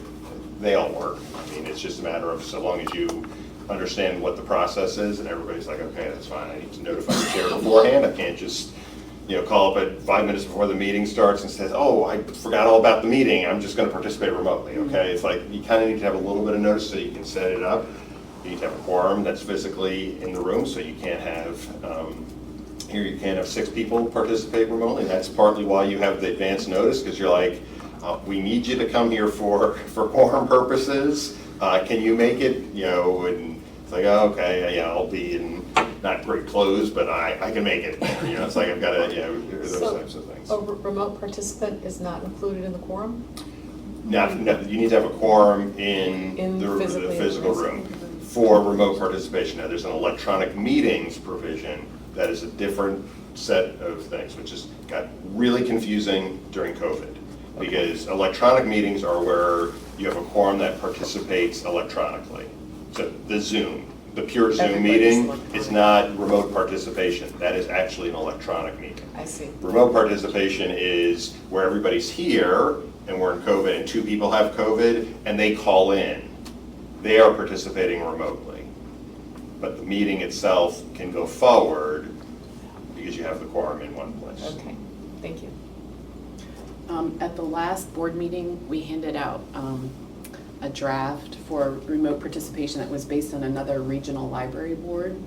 And then in talking to Mr. Walter, he sent that Hanover Board of Supervisor rules that I sent out last night. Mr. Shepley made copies of just that remote participation part for everybody and the citizens' time, because I think those are the ones that affect us the most. I think I might have a few extra copies if anyone else would like. Is this the one that's in part, or is this the full? So this is directly from the Hanover Board of Supervisor rules. Mm-hmm. There's sections on remote participation and citizens' time. I've just pulled them out. I went through and highlighted what I thought applied to the library board, things that we could just take from Hanover County and apply. I don't know whether, I mean, that you're familiar with this. I'm sure you know it. You're comfortable with it. So I wasn't sure that, you mentioned that the remote location from which the member participated needs to be mentioned in the minutes, but not be open to the public. Yes, so let's. Is that a requirement? I'll use the example. You had a family reunion scheduled in the Outer Banks, and you cannot get out of that. So there's a meeting, and you're going to call in. Give notice beforehand. Everybody is fine with that. At the beginning of the meeting, you say, Mr. Walter, I understand you're participating remotely. Can you please stay where you are and the reason for your not being here? It's like, I'm not there for a personal reason. This is, and I'm calling in from my family's rented beach house in Duck, North Carolina. That's fine. That you have given the sufficient amount. Now, that doesn't mean, as soon as I say that, if there's somebody who's like, I just got a phone call from somebody who's at the library board meeting, that there's somebody participating from Duck, I'm just down the road, let me go on over to that house and I can just sort of listen. No, that isn't the way that it works. That does not need to be open to the public. But you do need to announce where you are and, in essence, why you were not there. And you can have it where it is open to the public. You could be like, I couldn't make it to the Goochland branch. I'm at the Hanover branch of the library, and I'm sitting in one of the little, at the computer at one of the places that's open to the public. Folks could come on through now. We would not suggest that because you probably are disruptive to other patrons who are there. But you could be in one of the meeting rooms at a branch library, and if you don't mind somebody coming in and sitting next to you, they certainly could go ahead and do that. But they probably would not get the full gist of what's going on unless you had it set up in a way that you could see what, that more than you could see or hear what's going on. So if we decided to go the route of using Zoom, then it becomes a different thing. It's the electronic. If more than 4 members participate by Zoom, yes, then it becomes an electronic meeting. As long as you have the quorum in one place. So if you have 10 members that are on the board, 6 is the quorum, because you have to do majority plus a little bit. You have to actually be a majority. 50% is not a majority for quorum purposes. So you could have 3 people who are at it. If there's a library conference somewhere and you send 3 board members there, they could participate, and it could be through Zoom. Whatever there isn't a requirement that it only be audio or that it be video. It just is remote participation. But you couldn't have 7 of you someplace and say we're going to Zoom on it. Okay. Can I ask another question? Yes. So there are no technology requirements. It can be a phone on the table, it could be a laptop, through Yeah. Zoom with just that one person, not that you're doing an electronic meeting, but as a way to connect with that person. So long as the person can be heard and can hear what's going on, Okay. whatever that technology is. You can have that. That could be built into the room. Some places have those built into the room. Other times it's like we got somebody's phone put on the table. You could have one of those bridge things for like the conference call type of thing, or Zoom or those types of situations. I've seen quite a few different ways. Sometimes you plan to use a certain way and it doesn't quite work out, and then you have a backup.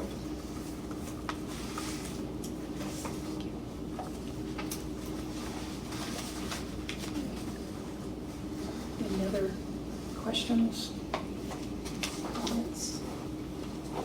Okay, thank you. That's exactly what we needed.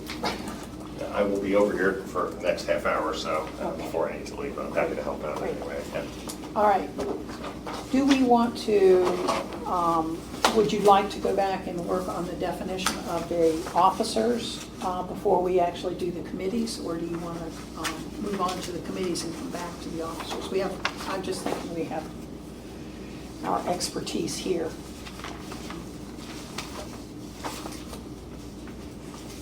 Any consensus? I think we should go ahead and just read through them. Yes. Or- Okay. Do you want me to read them? Yes, that would be good. Okay, so it says, under officers, A, the officers of the board shall be a chairman, a vice chairman, and a secretary. And that's where we have, and a treasurer, usually the library director. I would suggest we take that out, and as I mentioned earlier, move that down under an officer of the library. So if we just put a period after secretary. They shall be elected at the first meeting of the board in each fiscal year. That would be the first paragraph. Okay, go ahead, I'm sorry. No, I was just going to say, should we insert a finance chairman there in anticipation of having one, or? Do we Committee want- chairs are not normally officers of the full board. So Oh, okay. I think in a committee section, you would do that separately, Gotcha, but I okay. think the officers that are here are probably what you want to keep for now. Okay, then we have the chairman of the board shall preside at all meetings. Check. Yep. Certify all warrants approved by the board. What does that word certify mean? Are we, in today's language, or in today's situation, are we So- really certifying? So when warrants? when we, as the board, approve the warrants, they will sign them on behalf of the board. So that still happens, that the board chair actually certifies? Are we actually doing that? Some bodies do that. Yeah, I mean, for, I would say more than 2 decades, the warrants, they have been paid. It is a list of what has been paid. Okay, So then that piece needs to come out. so that should come out, right? We're not, I would actually recommend that it stay in, just because there might be an instance where something does need to be approved by the full board, and then the chair is authorized to do it on behalf of the full board. Okay, And that way you have the person who is clearly authorized to do that. so it's not, So this it's is not only all the- warrants then? It's warrants that are approved by the board. So should we take out the word all and just say certify warrants approved by the board? Can we do that? That Because would certainly the work. all is not, okay. All right, then we have authorized calls for any special meetings. Check? Yeah. And generally perform the duties of a presiding officer.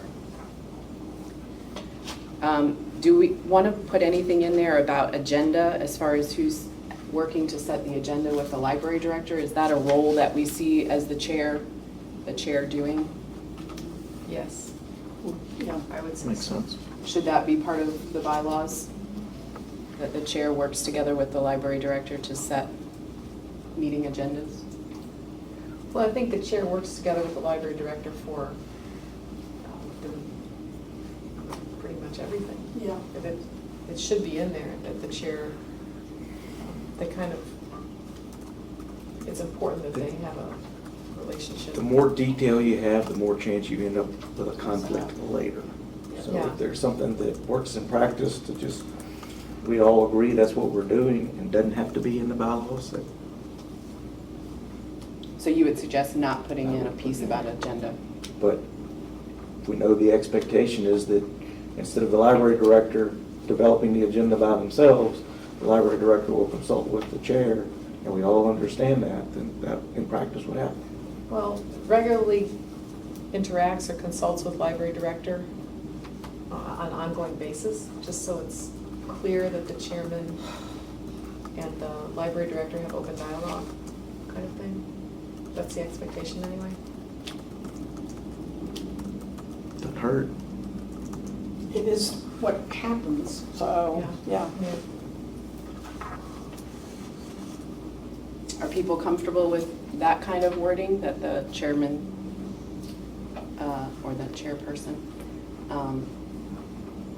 regularly interacts with the library director? I think, yeah, I mean, I think that's what happens in practice, right? So we're just, okay. All right, moving on to the vice chair. The vice chairman, in the absence of the chairman, shall preside at the meetings and perform the duties of the chairman. I think we're check on that. Any 2 officers of the board are authorized to sign invoices in approval of payments. I think we talked last time about that this practically does not happen anymore, correct? I think we ought to just remove that. So remove that sentence. well, I think that it was mentioned once or twice that there might be, and I don't know if this is the place to put it, but provision about, I don't know, signing invoices above a certain number. Is that something that should be brought to the board's attention or the vice chair's attention? Just be aware, I don't know, pick a number over $50,000 that needs to be approved. Does anybody have a thought about that? Once again, you are tying yourself into something that might be time sensitive. Could that be could that be something that we put under a finance committee chair responsibility, that any invoice over whatever, 50,000, if that's what we decide on, that he would, or that person would be made aware of? Or, So on a practical basis, approvals are done electronically in one solution. And that, there's a there is a level of security involved with that. If you're really talking about approval, if you're asking us to bring something different back, that's going to be a different process that seems like that could be fairly difficult to work with.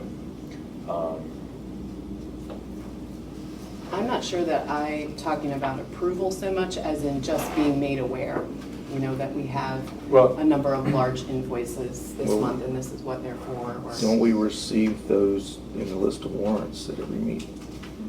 You Include all those payments. You do, and you've approved the budget in advance, you know, for the year, so you do know what we're spending the money on. I would say that in some ways that becomes kind of an arbitrary, I can't really think of a invoice that would have been in excess of $50,000 I think we so had one a far couple this months ago, but it was like year. purchasing books or something. Yeah, I mean, but that's in the warrants, it may be a check for $70,000, but that's not a single invoice. Okay. So, you know, again, because it stacks the checks. I guess what I'm trying to kind of do here is ask, what is the information that you're asking for, you know, that you think is going to be useful in managing things that we can provide, and whether that needs to be written into the bylaws or if it's more of a procedural basis. It seems to me that this is kind of obsolete because everything is done electronically, and I mean, way back when, I would see, I'm sure that perhaps a member of the board got a stack of invoices, they had to look through the initial and such, but that really is not what occurs. The board gets a warrant report every month, which is after the fact. However, at that point, the board has the opportunity to post the question, get the information, and once again, I think it's just a matter of, as opposed to authorization, it is information. Because I don't think the board has any desire to impede the workings of the library director and the staff. It's just a matter of being aware of the invoices, which, like you said, it's just, we get the warrant report. So it's just a matter of information, not so much authorization. So I personally don't see any need for that because it's just, it's kind of a relic of older, you know, the past. I agree. I suggest we strike that sentence. Okay, great. Are there any other duties to the vice chair? All right. The secretary of the board, in cooperation with the library director, shall keep an accurate account of all proceedings of the board meeting and shall have custody of the minutes and other records of the board. Thoughts, changes? I mean, I'm going to say historically, the library has the custody of the records. If they're being distributed with different people being secretary from year to year, The long-term custody. Yeah. And you're also the FOIA officer, so you have to have access to. So, I mean, I think we do that in cooperation.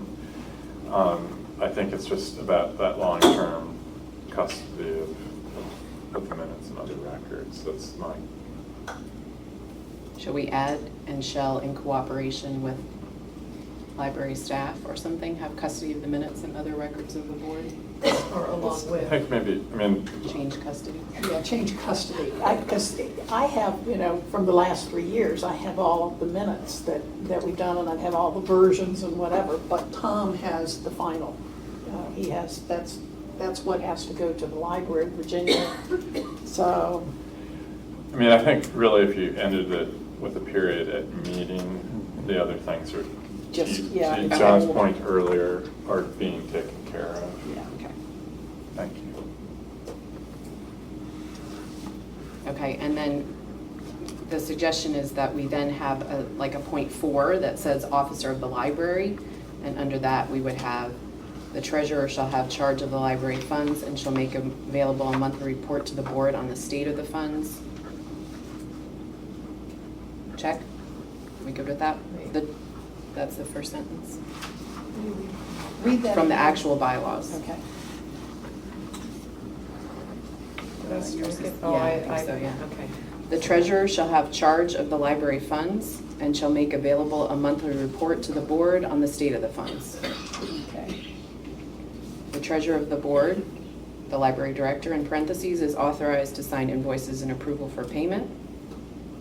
I don't know, I guess you sign invoice? I would take out of the board, the treasurer. The treasurer, okay. Thank you. Should we just say is authorized to approve invoices? Or, because I know you're not signing anything anymore.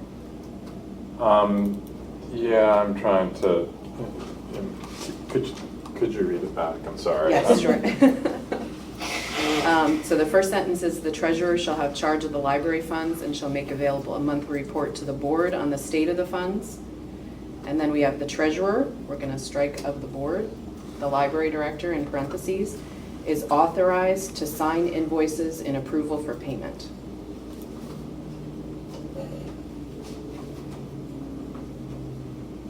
I think if you sort of strike the part about signing it, but is authorized to approve. To approve invoices Invoices for payment, okay. Thank you.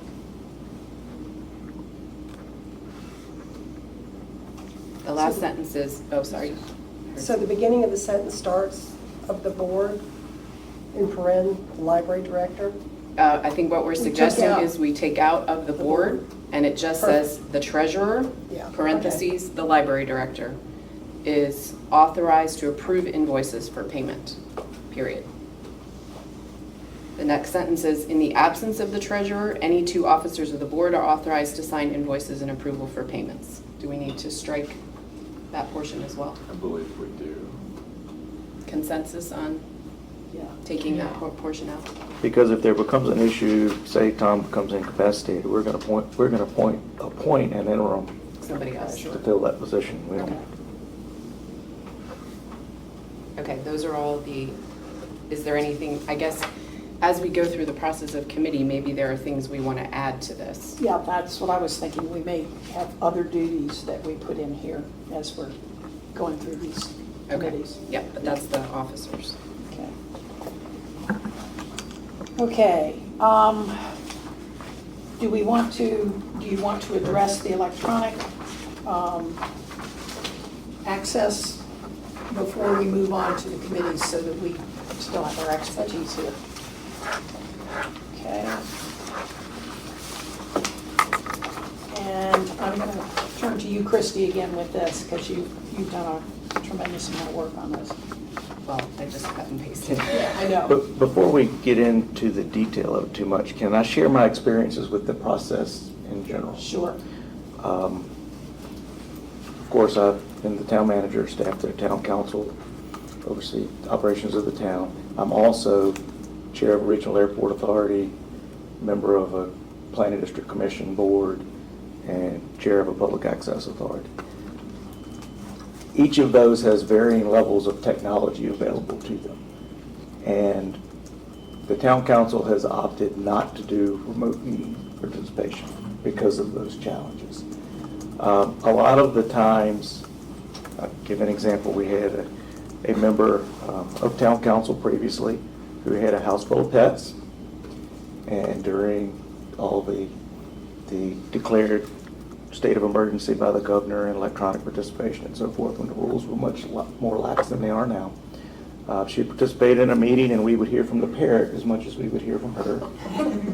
We'd hear the dogs would bark in the background. When the planning district commission has that, sometimes we have the same challenges. I'm hard of hearing. I've lost a fair amount of hearing in my left ear. And unless you have the facilities to set it up perfectly, it's not efficient participation. It becomes more of a distraction, I think, in some cases, to those who are present trying to participate in the meeting than the benefit of the person participating remotely. We all have times we're not going to be able to make a meeting, and we all understand that. So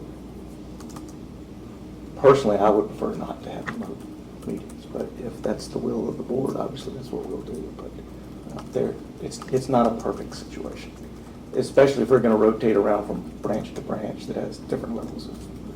If we had a Board of Trustees meeting room set up somewhere, and we knew we had the technology in there to do it the same at every meeting, I'd probably feel differently about it. That's just my thought. Thank you. Yes. I would like to implement this option and use it as a last resort, because I think it's important for us to make as many meetings as we can, though I know everybody can't every time.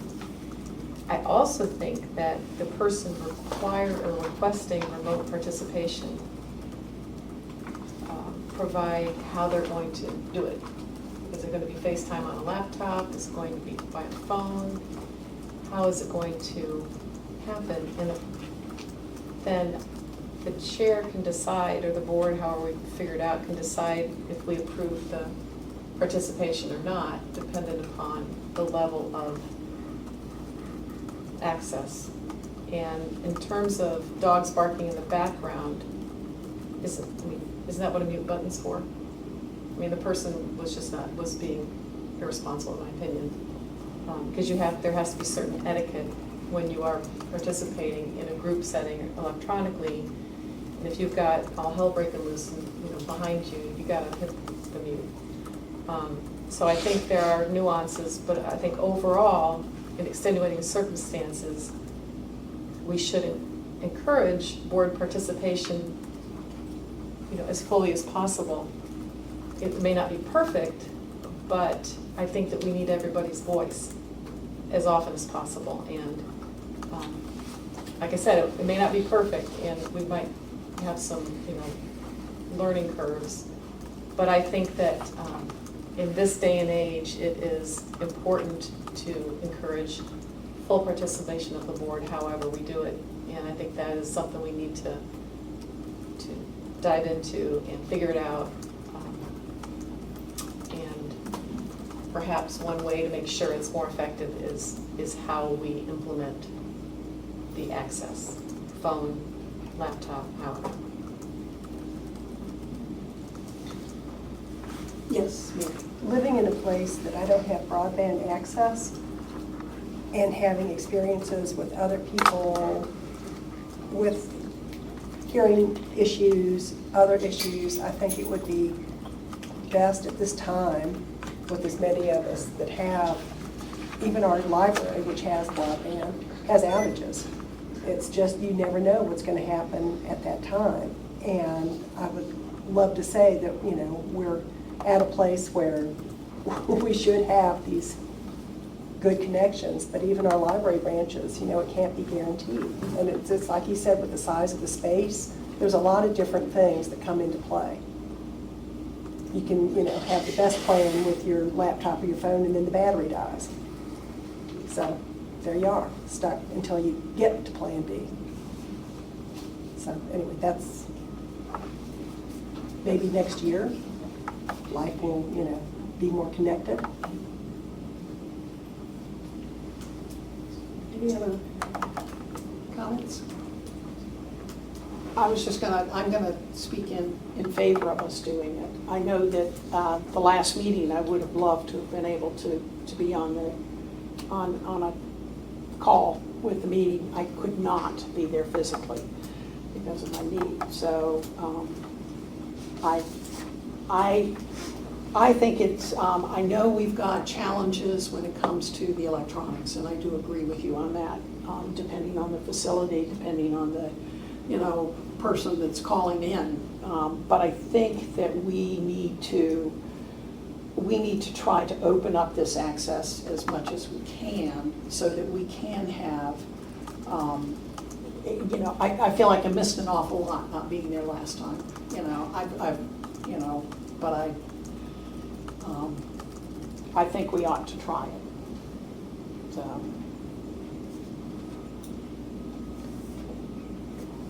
We as a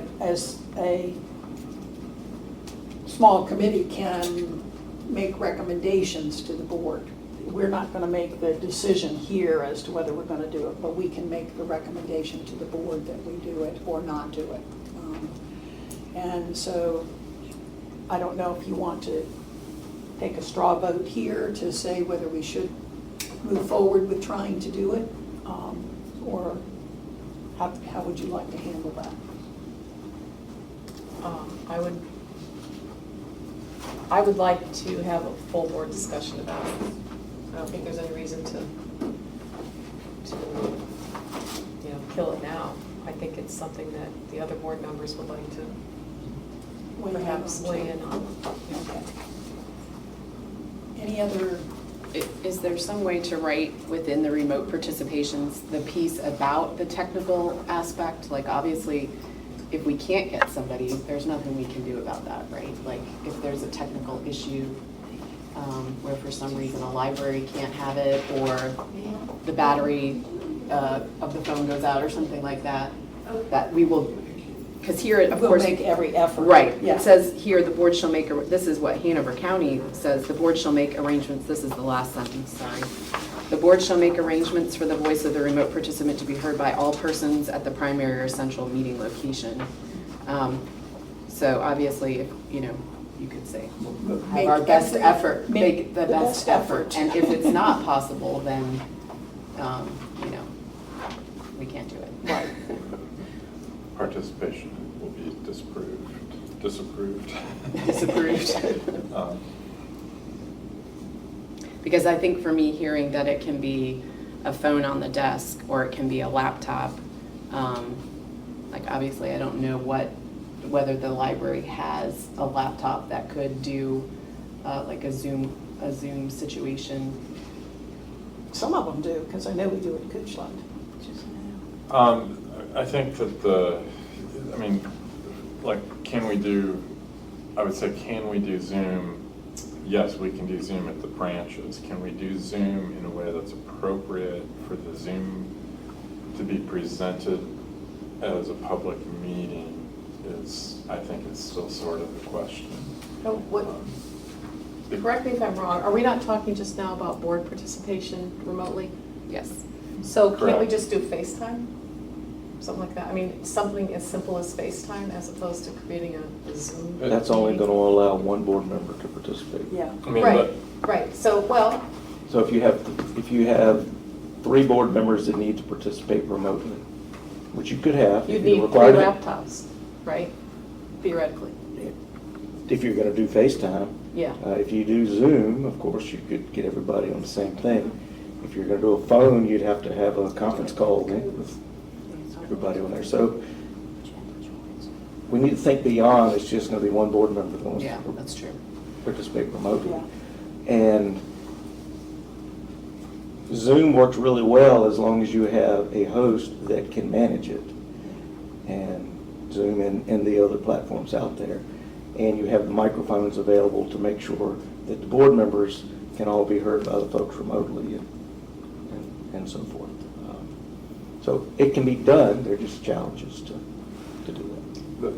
The part that I am not sure of is it isn't that you can just call Barb Young's cell phone for the meeting.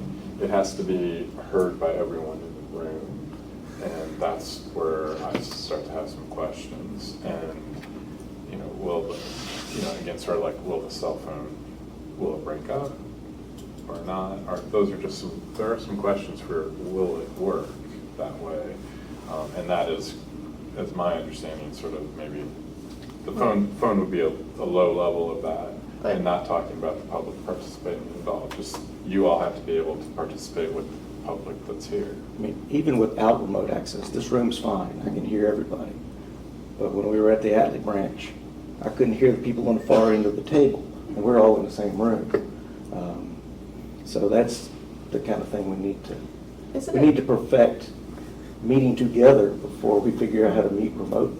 But can't you take a phone and a Bluetooth speaker? Just the way you can play music on your phone and blast it in a Bluetooth speaker. Can't you do that here? Well, I would say sort of in a best case scenario, yes. But you're actually now adding another link that is wireless that needs to work to allow people to hear it. Right, Right. but people in this room could hear. But they may And I not just- be able to hear you. I've done that before with that Bluetooth speaker microphone, that the folks at this end of the table, if the speaker's there, the person on the other end of the phone may not hear them unless we have an audio system. Well, you know what we can do is, and I'd be happy to try this, is just experiment and see what works. And just on our own time. I mean, I've got a Bluetooth speaker and I listen to stuff through my phone on it all the time. And how would it work if we just play around with the idea of somebody, remote, either in the building or across the street, just kind of maybe report back to see, does it work? Is this crazy? Just remember, it's two-way communication. Right, And that speaker is one-way communication. I So understand. we're going to have to have a device with a microphone that'll pick up in whatever room it is we're in. I think too, maybe what we could do is ask folks to do some research in the sense of, asking like our Board of Supervisors how they do the remote access. I know we do it at church when we're doing, some different things. And you're right, the facility makes a difference. We've used Zoom a lot, and that does seem to work. As far as, folks in the room, if we can project the Zoom up on in their speaker system that goes with the projection system. If we put the Zoom up, thank you. Thank you, Thank Mr. you Moss. so much for your help. Well, It does vary. Yeah. So I know I've talked to Mr. Shepley, and they've done some research about different systems already.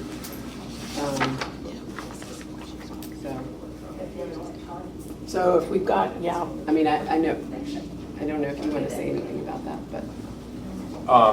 I don't know that I do either. I mean, that might be Too much a for right different now. time and Yeah. place. I'm not, what I'm kind of hearing is, like whether we're gonna, we, the library, are gonna have that as a service, whether the board changes the bylaws now in advance of having a system, or, waiting to have something firmer in hand to understand how it would work before it's approved. I guess, I don't know if an interim is that you work towards your edit of the bylaws with the understanding that it would not be approved by the chair until we have a working system. but it's how you experiment with the working system without having some, even if we had something that was in the bylaws that said, that we are going to attempt to do electronic access, and, I don't think you'd give want it it. to be wishy-washy in your bylaws. Yeah, well, that's true, that's true. Could we do it without being in the bylaws? Is that something that we could do?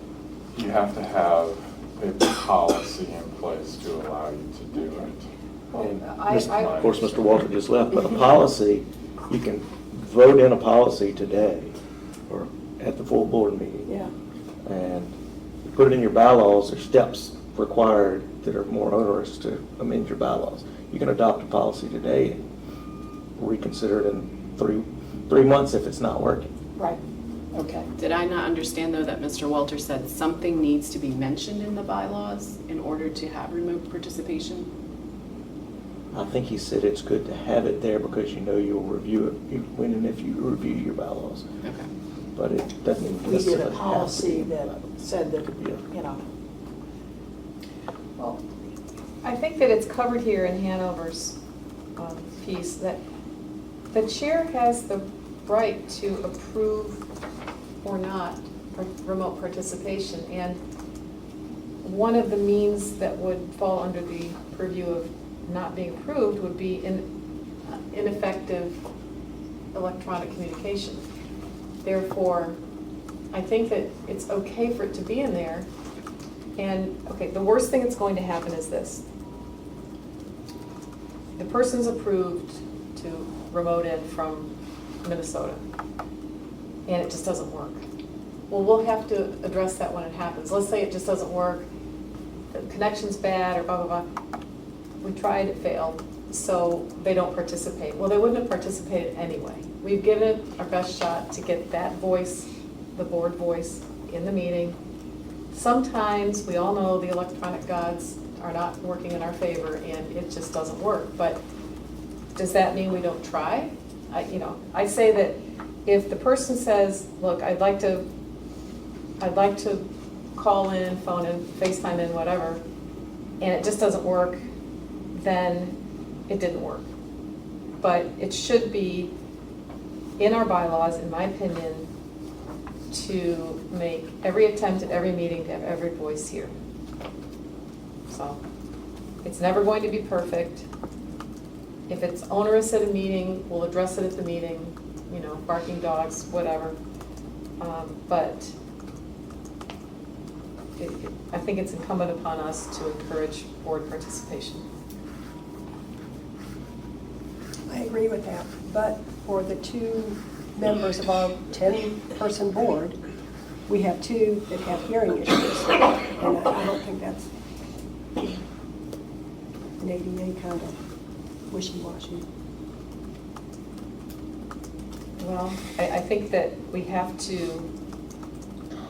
we're making bylaws for a board that don't, maybe not unique to this board, but it's overall, I think it's still a good policy.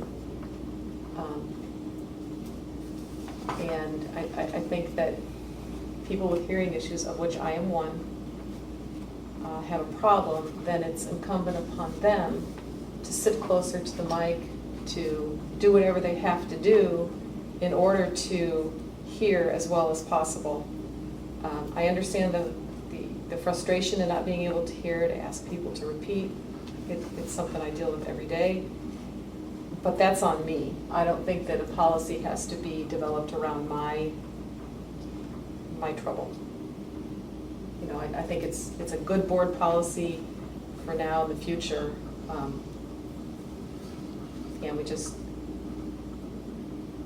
perhaps continue to figure out a way to make it work.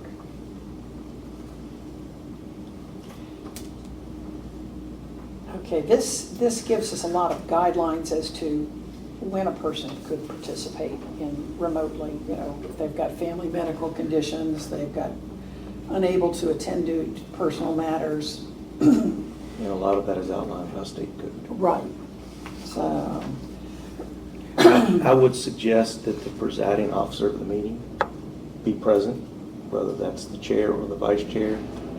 I would suggest the policy needs to say the presiding officer shall not preside remotely. That's a good idea. yes.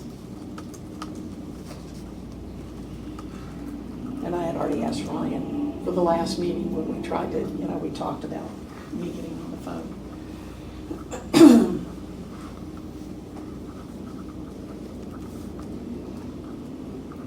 I like that. Okay. All right. I think what we need to do in order to move forward, we need to make a decision as to whether we want to start with just a policy, or do we want to start with something that we've got in here, maybe modeled after what Hanover has in our bylaws, and then work on a policy to, this is how we're going to try to do it. These are the steps we're going to take, and we'll experiment for 6 months, or something like that. I think Hanover's given us a good, Yeah, good I start. think so too. Are folks comfortable with us recommending that to the board when we go to the board meeting? Yes. Okay. Everybody okay? Whatever folks would like to do. All So right. what we want to do is recommend it as a policy rather than a bylaw change. Well, if we could include, I think if we're going to do it as a policy, we need to include a lot of these guidelines in the policy. Yeah. Okay? Yeah. So that we're not just saying, oh yeah, anybody can do, whatever they want Well, to do. there is great detail in the one that provided from Jefferson. Charlottesville? Jefferson Madison Regional Yeah. Library Policy on, I think Christie, you provided that, didn't you? Yeah, and that's just a, Yeah. yeah. I mean, that addresses a lot of issues that we can certainly look at. It goes into greater detail than Hanover. And I don't know if we want to do all that or not, but it's a good place to start. All right, then is there someone or two people who would like to take it upon themselves to come up with the draft of a policy that we could look at the meeting? And I'm kind of asking for volunteers. Yeah, I'll work on that. Okay. So Barbara, anybody else who would like to work on that? I can work on that with Barb since I provided the 2 draft policies. Gotcha, okay. Is that okay? Yeah. And then if you all can bring that to the meeting as a draft Yep. that we could share, and it would be nice to have that ahead of time so people can read it before the meeting. Okay? Yeah, it's really a blending of the two. It's kind of a cut and paste of the two. Right, That- right. They've given really good suggestions. But that'll give us some way to start with this. Okay, everybody comfortable with that to go forward? Okay. Madam Chair, I am going to need to leave at noon. Okay, and it's 1:15. Do you want to try to, what we could do is type up everything that has been written down for the committees, and we can share that electronically so everybody has a copy of it. And then we can take some time at our board meeting to talk. We need to move forward with our committees. Our committees have got to get functioning. I told Tom, I said, I'm probably more concerned about Personnel Committee than anything else, because Personnel Committee has had the responsibility of coming up with a tool to help with the evaluation for the director. And at this point, we're 4 months into this year and we don't have a tool that we've approved yet to be used for Tom, which is not fair to Tom. So if these are sent out to everybody, then everybody has the opportunity to respond Yes, with more comments. with more comments. And I guess that then the initial and the responses could be compiled for the meeting? Is that what Yes. you're saying? Yes. That's a good idea. So Don't know if everybody got a copy. I put on there that I thought we should use Julie May's guidelines that she emailed us. Yes. And they were kind enough to make copies. I gave some people. Yeah, I got one. Thank you. I have like You got one here. so here, just pass it around. And I have one here. So I don't think I've heard anybody who has an issue with a personnel committee or a finance committee. I think the one that I often hear issues about is the executive committee, so I wonder if it wouldn't be a good idea just to go over those in the short amount of time that we have We could do that, yep. to see if it brings any clarity and if we want to move forward with an executive committee. Shall I go back there and read them? That would be good, that would be good. We'll save the executive and we'll do the personnel and the finance.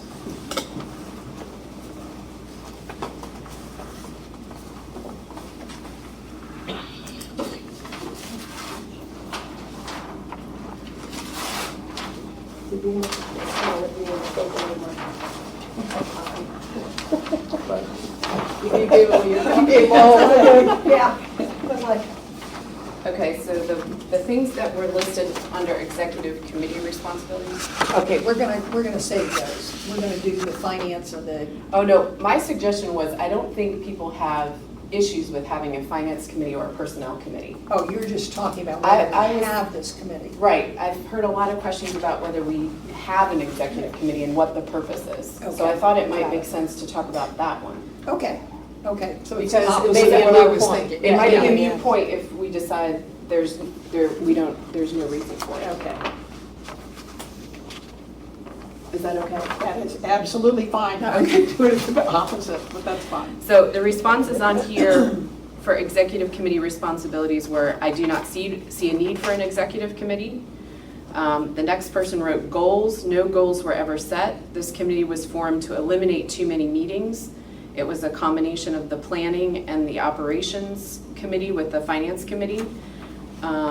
Once 21, 22, compensation, COVID were done, then the meeting ceased happening. There were no more executive committee meetings after that. Okay. So the next person wrote long-range planning, the yearly board survey, the board training plan from the handbook, which was something I think you started last time. Then somebody wrote set agenda for the Board of Trustee meetings based on info discussed. Somebody wrote issues brought to this committee to be fleshed out and then brought to the Board of Trustees. And then somebody else wrote long-range planning.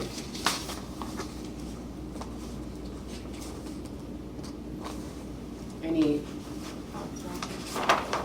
And then I guess the members, one person wrote each local represented, officers of the board, current Board of Trustee chair as chair, other members should be the vice chair, the secretary, and the chair of the finance committee. I would like to echo sentiments about, from everything I've been told, it seems to be redundant. What the executive committee works on is really, in my opinion, from what I've learned, being new, the whole board really needs to be involved, and it just seems like more meetings, more work, and I don't see the benefit. Because long-range planning and all that kind of thing, I think, is something that every board member can give some thought to and provide their ideas.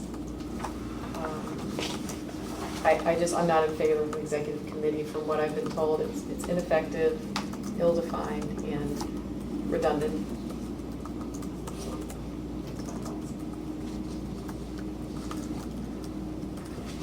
I will say,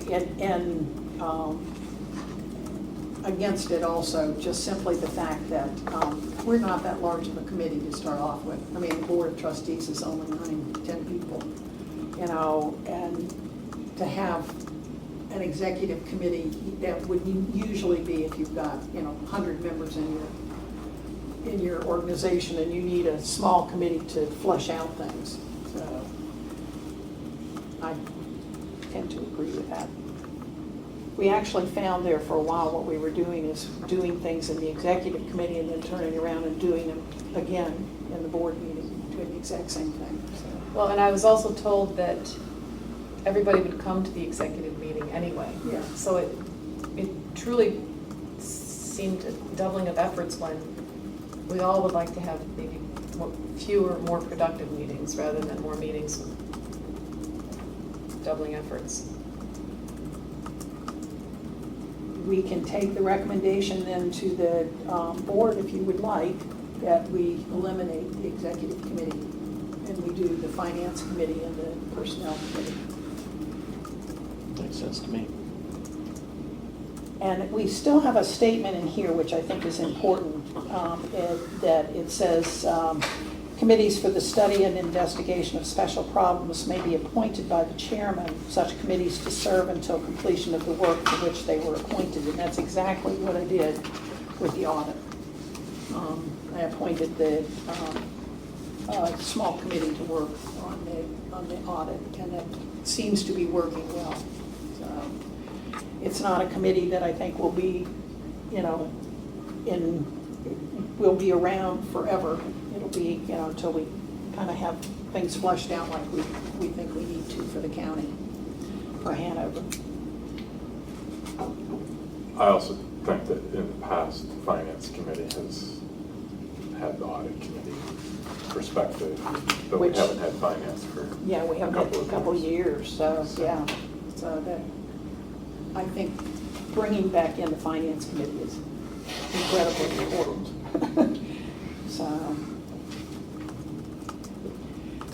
So then I think the recommendation we ought to take to the full board is that we eliminate the executive committee. Is everybody okay with that? Yes.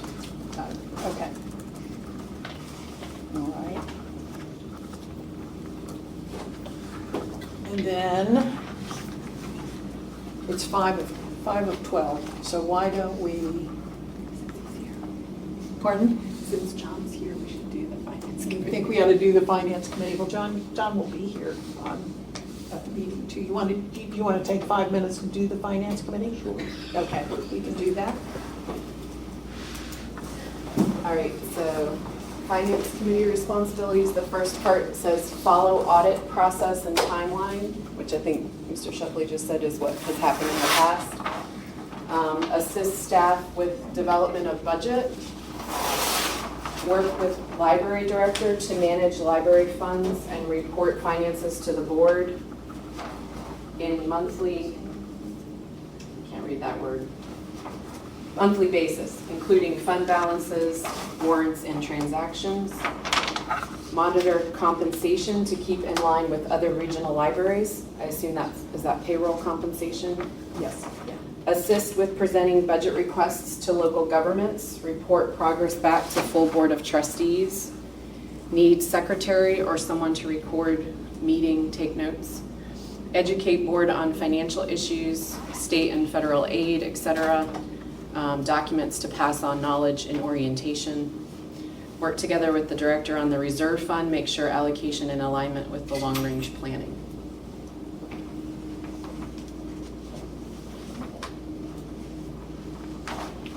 All of that makes sense to me. I don't think the committee needs to get too into the weeds in managing the funds, but that's what our treasurer will do. But Is that the first? I think there was some, Work with library director to manage library funds and report finances to board. Yeah. Monthly basis, including fund balances, warrants, and transactions. So your point is a lot of that already happens just naturally. And we had done, when we had the finance committee, as secretary, I went to the meetings and took the notes. Not as an expert in finances, but as a note taker. Sorry, the other part of that was who should be on the committee. So one person wrote chaired by treasurer, but I think maybe our previous discussion has members selected by treasurer based on experience or expertise, director, member of committee, members selected by interest, experience, and knowledge of finance. And since we have come up with the fact that Tom will continue as the treasurer, as an officer of the library, the committee chair would then be someone from the board. So, which John was selected this year. And this is a committee that I think it's important that the committee members have some expertise in the finance area. I say that as a person that would not be on that committee for that reason, so. but do think it's important that each of our committees have a representative from each locality. And I think that if that's possible, okay, and I do agree with you on that. If you've got two people from a county that don't have any kind of financial background, I would suggest, though, that that is the way that they will get some additional background. They should have some general understanding of it. Yeah. The sort of more in-depth pieces, no, not necessarily, but a lot of that kind of is handled by either software systems or other checks and balances. So a lot of this I think is just a sort of communication piece with you as a board that has less experience, and I think that your perspective on this in a couple of years, maybe quite a bit different. I just, Mine is. the library's, I mean, the audit has some more, sort of more complicated, formulas to it, but the library's finances in many ways are not really that complicated. We get funding from the state and the localities, and we expend it to provide services to people. And all of those other checks and balances happen in between. So I think that the perspective of the non-financial folks, it's not something to be feared. This isn't that difficult. And, we're happy to spend, some extra time if folks have extra questions to make sure. Which you did on the finance committee So, before, so yes, I agree with that. I do agree with that. 1 and 1 equals 2, except in capitalization. Is when you go back to your board to ask for your budget request and you're going, I don't know anything about finance, that's that's not real comforting to them. I would, as one of the newer members of the board, I would just go back to having some kind of institutional knowledge. I think there is the possibility to clear up kind of a lot of the issues if we do have some kind of board documentation about the way that things are developed.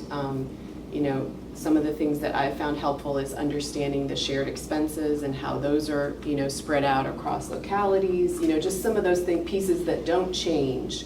But instead of having to try and find them and discover them for yourself, actually having those in some kind of institutional document, I don't know what else to say, but that we're gathering that knowledge so that not everybody's starting from zero.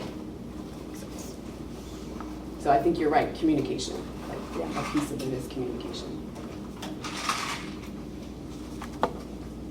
Okay, so what the recommendations that would go back then to the board is that we have members from all of the regions, all of our districts, and Which currently would mean I 4 know. members, and in the future it may mean 3 members. 3 members, exactly.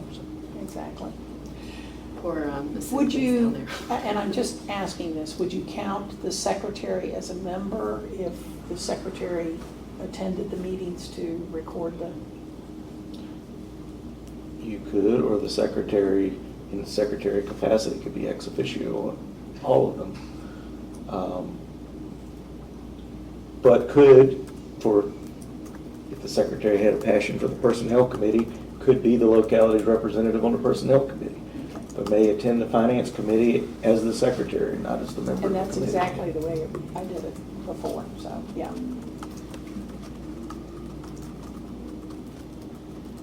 Okay, so the. You'd have to be clear in appointment what their role was for each of the committees.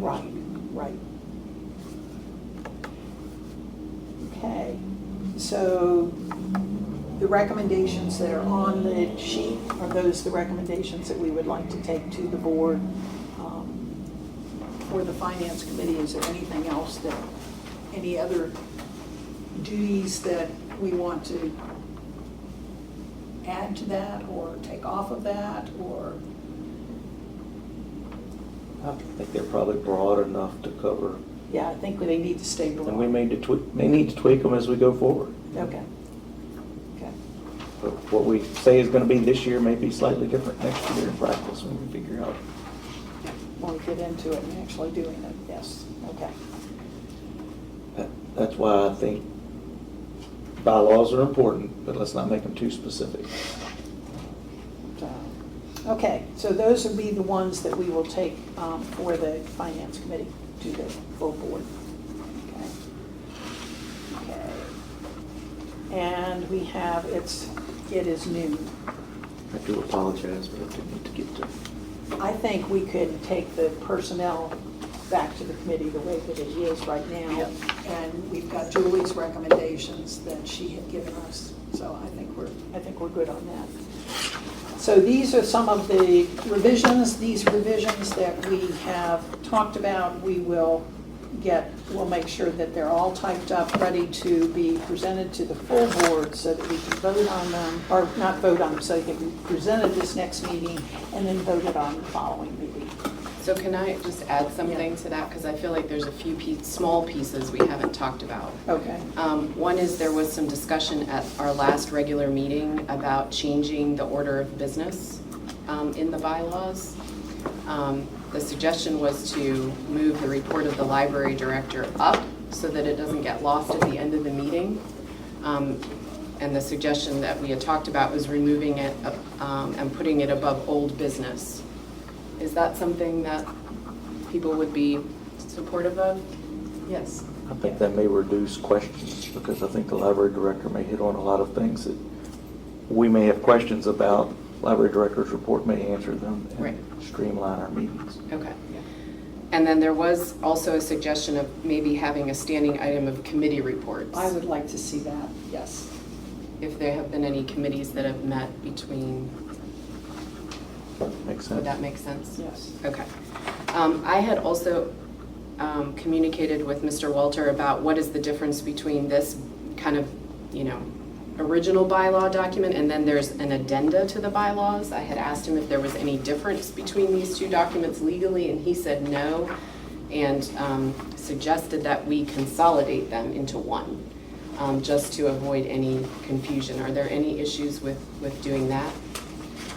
I think, in other words, you're saying not change any of the I'm not talking verbiage, about but- changing but anything just right now. adding I'm them just in. saying that we add these in as additional bullet points, so instead of under committees 4, we might then go to 5, general duties of the library board, 6, general duties of the library director, 7, rules for citizen time, and then whatever we get to, 8 for amendments, how we change the bylaws.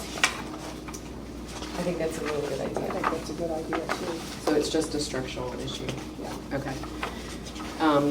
And then the rules for citizen time piece, we have not been following the bylaws as they are stated for citizens time for a while. So I had included the piece of what Hanover County does for citizens time. Some of the things that are different from what we have been doing and what states in the bylaws is in the bylaws it says 5 minutes per speaker. We've been doing 3 minutes as long as I know, just as a citizen. So the suggestion would be to change that. And also the verbiage that's used presently talks about they're not allowed to talk about any item that's not on the agenda for that meeting. And I'm not sure that really applies to the library board in the same way that it might apply to like a planning piece that a board of supervisors is looking at or something like that. So I guess the suggestion would be to kind of try to eliminate that wording. We're not having 2 citizens' times at library board meetings. We're having 1, and they're allowed to, as it says in the Hanover Board of Supervisors, they're allowed to address any information to the board regarding any matter within the scope of the board's authority, is what it says in the Board of I Supervisors. think that makes sense. We're not holding public hearings. on Right, specific exactly, items. yeah. Right. Okay, so is everyone okay with taking on? I also wanted to mention that every citizen who wishes to speak during citizens' time shall be given the opportunity and not cutting it off in 30 minutes. I'm not sure where that came So, from, but in the Hanover Board of Supervisors, they say during citizens' time, each speaker shall be permitted to speak for up to whatever Up to minutes 3 we decide. minutes, Yeah. yeah. In the event that the number of comments should exceed the time allotted on the agenda for citizens' time, the chair may, 1, request that the speakers return later in the meeting or at the next regular meeting of the board, or 2, extend citizens' time. I disagree with that because I believe that every citizen should have the opportunity to speak at every meeting, and if it's slightly inconvenient to us, then too bad. I don't think that you can, I don't think it's going to get to the point where it's unruly, but I think everybody who needs to speak should be able to speak, and it shouldn't be limited to just 10 people in the 30-minute slot. I believe that they should be allowed to speak. So I think the Then option I that's would given think here. we should cap the length of our meeting. So if we go beyond that and we run out of time for our business, we truncate our agenda and end our meeting on a timely manner. Because I think it's only fair to the board members to be able to schedule appropriately and know we're going to stick to a schedule. When you have to drive an hour to get to a board meeting, you know a board meeting's going to be 2 hours and you got to drive an hour to get back to the office. You have to be able to schedule other things for that day and know that you can actually show up on time. So we need to stick to a hard and fast time on the meeting if we're going to allow unlimited time for citizen comment, which I totally understand. Folks make the effort to come out, we ought to hear them, but we need to be able, as board members, to know that we're going to have a set period of time for a meeting that day. People could do I it. guess that I take a bit of issue with that. I mean, I work full-time as well. And I feel that when you accept the position on this board, it might inconvenience you one day, once a month, because a meeting, the work has to get done, and there's a whole lot of work that has to get done that I see haven't been done. And I don't think that our work, it should be, we get our work done or the citizens can speak. I think the citizens speak and we get our work done, and if it goes longer than we anticipated, that's part of accepting the position on this board. It's a lot more work than I would have imagined. It's important work, and I feel that if the meeting doesn't fit within the hard 2 hours, then so be it. We have to get the work done, and that's just part of the job that we accepted when we accepted the responsibility of being on this board. It's not always convenient. It certainly puts a crimp in my workday. I mean, and I understand that, but I accepted the responsibility, so I, have to make it work.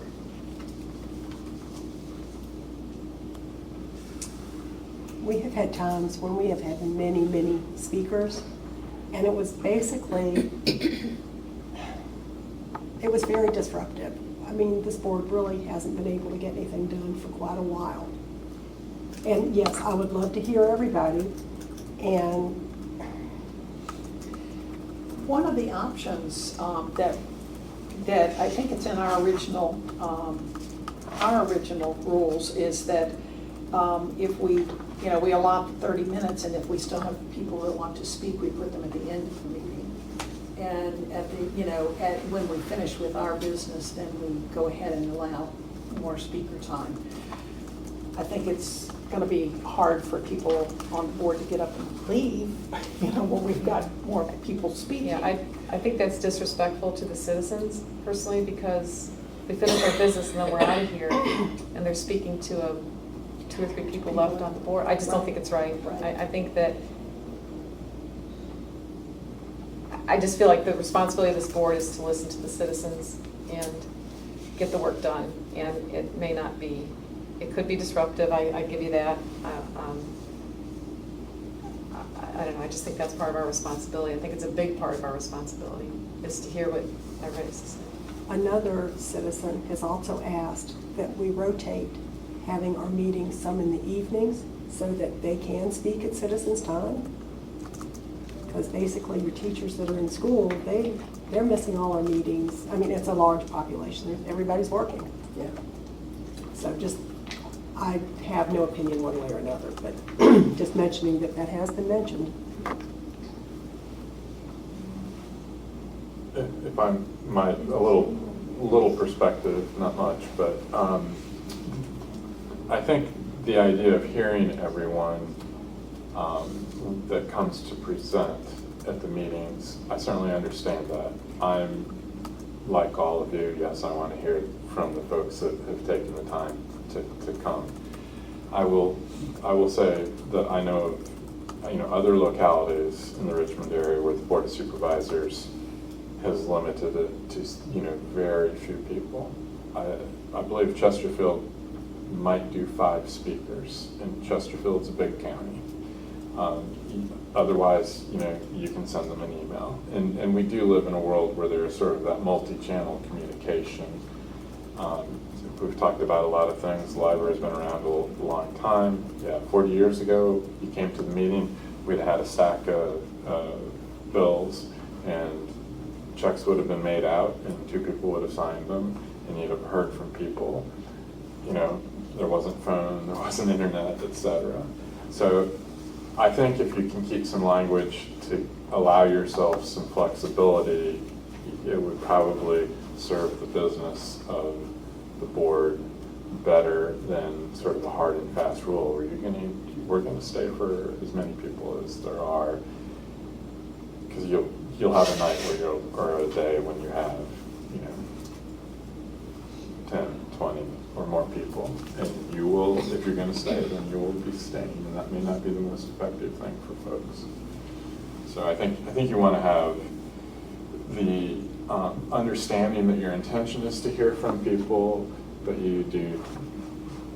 I honestly will say, I don't think that it's gonna be effective for the board to hear from the citizens for 8 hours on more or less a topic, even if they're hearing from two sides of the issue. So I think since rules were put in place, so that would have been January this year, I don't believe there's ever been a citizen's time that has gone over 30 minutes.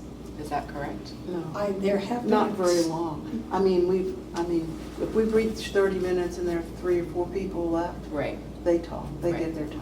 And the way this policy is written, it gives the chair the option to decide Yeah. whether it's going to be, we're going to hear the rest, and that's kind of what happened at the last meeting too. There were 15 speakers.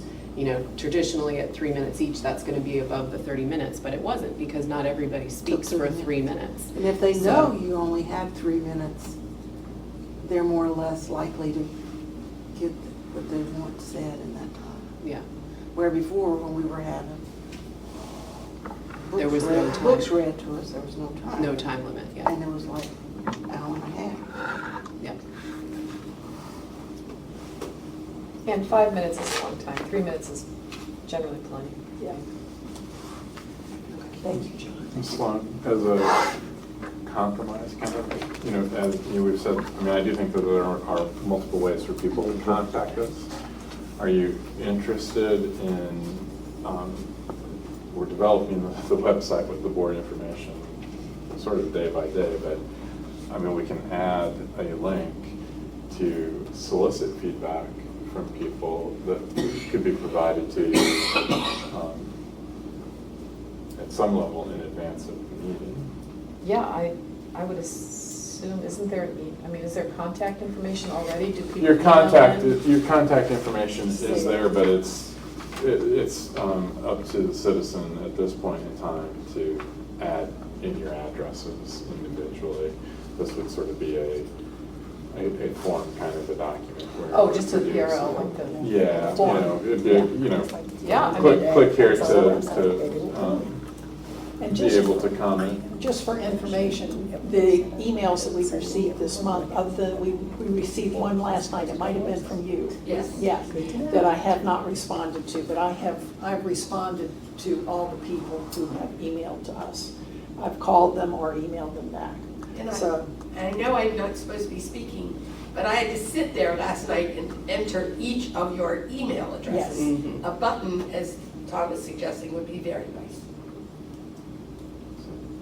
I know the Hanover School Board has that option too prior to a meeting, that if you want to submit a comment for that meeting, that they will be kind of put together and given to the board members prior. Is that kind of something that, like what we're thinking of? That, yeah, Okay. again, sort of the mechanics of that, I personally would prefer not to be trying to produce a Right. list the morning of the meeting, so some cut back a couple days before would Well, be because it's a useful live as we document, develop right? It's a this. live yeah. feed, So- basically, that people can Well, just I add think to. it would just be important to understand from our end how we're going to go about responding to that, or what's the, kind of how are we gonna Well, interact with that? And that is true, and I would probably suggest in my mind that this is a way for them to make their comment be a part of citizens' time. And would those comments require a response? Um, Just that if they're I think you kind of could- want to just put them out there on the on the website, does that require a response, or is it just something for us to be aware of and then address? So when a citizen speaks, that does not require a response. Right. As it had stated, your ability to respond was an option here, but not required. And I don't know if I would probably suggest, given the way the forms work online, that we make a statement to say that these will not be responded to They're being shared, individually. but they won't be. And it's up to us to read them and be aware of them and, right? I mean, when that's Correct. kind of part of our responsibility. Correct. I mean, I have presented at numerous public meetings where I knew my message was not really being transmitted to the people on the dais.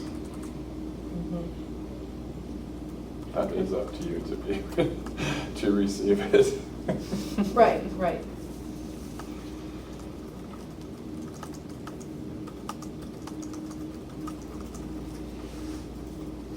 I think that what we need to do is, with the citizens, rules for the citizens' time, I think what we ought to do is take these suggestions back to the full board. Would you all be comfortable with that? So that, and then we can, I think we've had some real good suggestions here. I think some very good suggestions. I like the idea of the place online for people to add comments. I think that would be good. And then at the full board meeting, this will be one of the pieces that we will discuss at the full board meeting. Could you send out to us just bullet points of what you need from us for the next board meeting? Just a real quick recap so we know. Yes. Because I might forget. Well, I think I the don't only exactly assigned. what you need from us. I think the only thing that she asked was that we work on the remote participation policy portion, right? And I will go ahead and make some changes to a bylaw document in line with what we spoke about and send that out ahead of time. Okay. Is there any other piece that we need to get back to you on? Well, the personnel committee, we didn't. We didn't touch that. Yeah, Right. yeah. So I'll go ahead and type up what was on the sheets and have that for the next board meeting as well. But the rules for the citizens' time, I think, is one that we need to discuss at the next meeting, yeah. So are we compiling the comments here? Well, I guess in the minutes, Christie will have. Yeah. Okay. Yeah. So, For citizens' time, I'm talking about, yeah. Now, are we gonna send this stuff out before the meeting so people can send additional comments? Or is it just for information and additional comments will be at the meeting? no, I think Okay. for information, additional comments. Now, as far as the budget goes, just in Tom's defense, he has sent out all the budget things for, budget for 2024. Right? 25. 25. Okay, I was going to say, I thought I had the wrong year. 2025, and he's asked for comments back on that by this Friday so that he can get that compiled and back out to us for the meeting. So if you have comments, and I know Christie sent some comments already. We're working Yeah. on a tentative date of having everything available to both the board and on the website the week, Wednesday before the meeting, a week prior. Yeah. That transparency thing, that, allow people to see what is going on. I mean, I particularly think the board needs the week on the decision-making side. Well, I mean, my comment on the budget is, do we have or will we put a line item for the CPA consultant? Is that on there? I didn't. No, I haven't don't chance think to open it up So, yet. yeah, that budget was not built with any other additions. Right, So, and I'm just yeah. wondering, it seems to me that that's something that would be to our advantage to have. Either that piece or what was suggested with the financial reporting, what would that cost to have the auditor do the financial piece of it? So that's, yeah. that would But, I be- mean, whatever yeah. you feel is, I don't know that I Best can, support. I might be able to get a rough idea of an hourly cost on the consulting piece. I doubt that we'll really get a credible cost estimate. Okay. In the amount of time that we Right. have to work with. yeah. But I guess, we can use a placeholder amount, so we have some Yeah. funding to work with and, figure out the rest. Because if Ken, is Ken still here? If he could give an estimate as to what he feels the time would be required for producing financial statements, just a rough guesstimate, so we had for the placeholder, it could be more of an educated guess, maybe? Because it seems like that would be very helpful to have a CPA to, See what we can do for that. yeah. Could I go ahead and insert Hanover's citizens' time recommendations into the bylaws? And it can still be a discussion point at the meeting? I know the discussion point is whether everybody speaks or we limit it. I think both options are available and it's at the point of the chair. But just to kind of move things forward, can I make those changes to the citizens' time piece and we discuss it again at the meeting if there's more discussion? Yeah. I don't see any, Everybody comfortable with that? because we're going to discuss it anyway. Yes. So it seems Yeah. like they have a good outline. Yeah, it's a good jumping off place. Yeah, but you might want to put which one it is. Right, I Because was we have thinking too, a like- few going around, Yes, Yeah, that's true. Which what, sorry? a few. Drafts? Which Varieties. drafts? Okay, yes, Which yeah, draft, okay, yeah. yeah. Okay. All right, I think that wraps up right now. Again, the nice thing with the bylaws is that they are a fluid document. They are one that, if we down the road feel like we need to make other adjustments or changes, we have a process to do that. So I think that, we've done a lot of good work on it today. Any other questions, comments, anybody?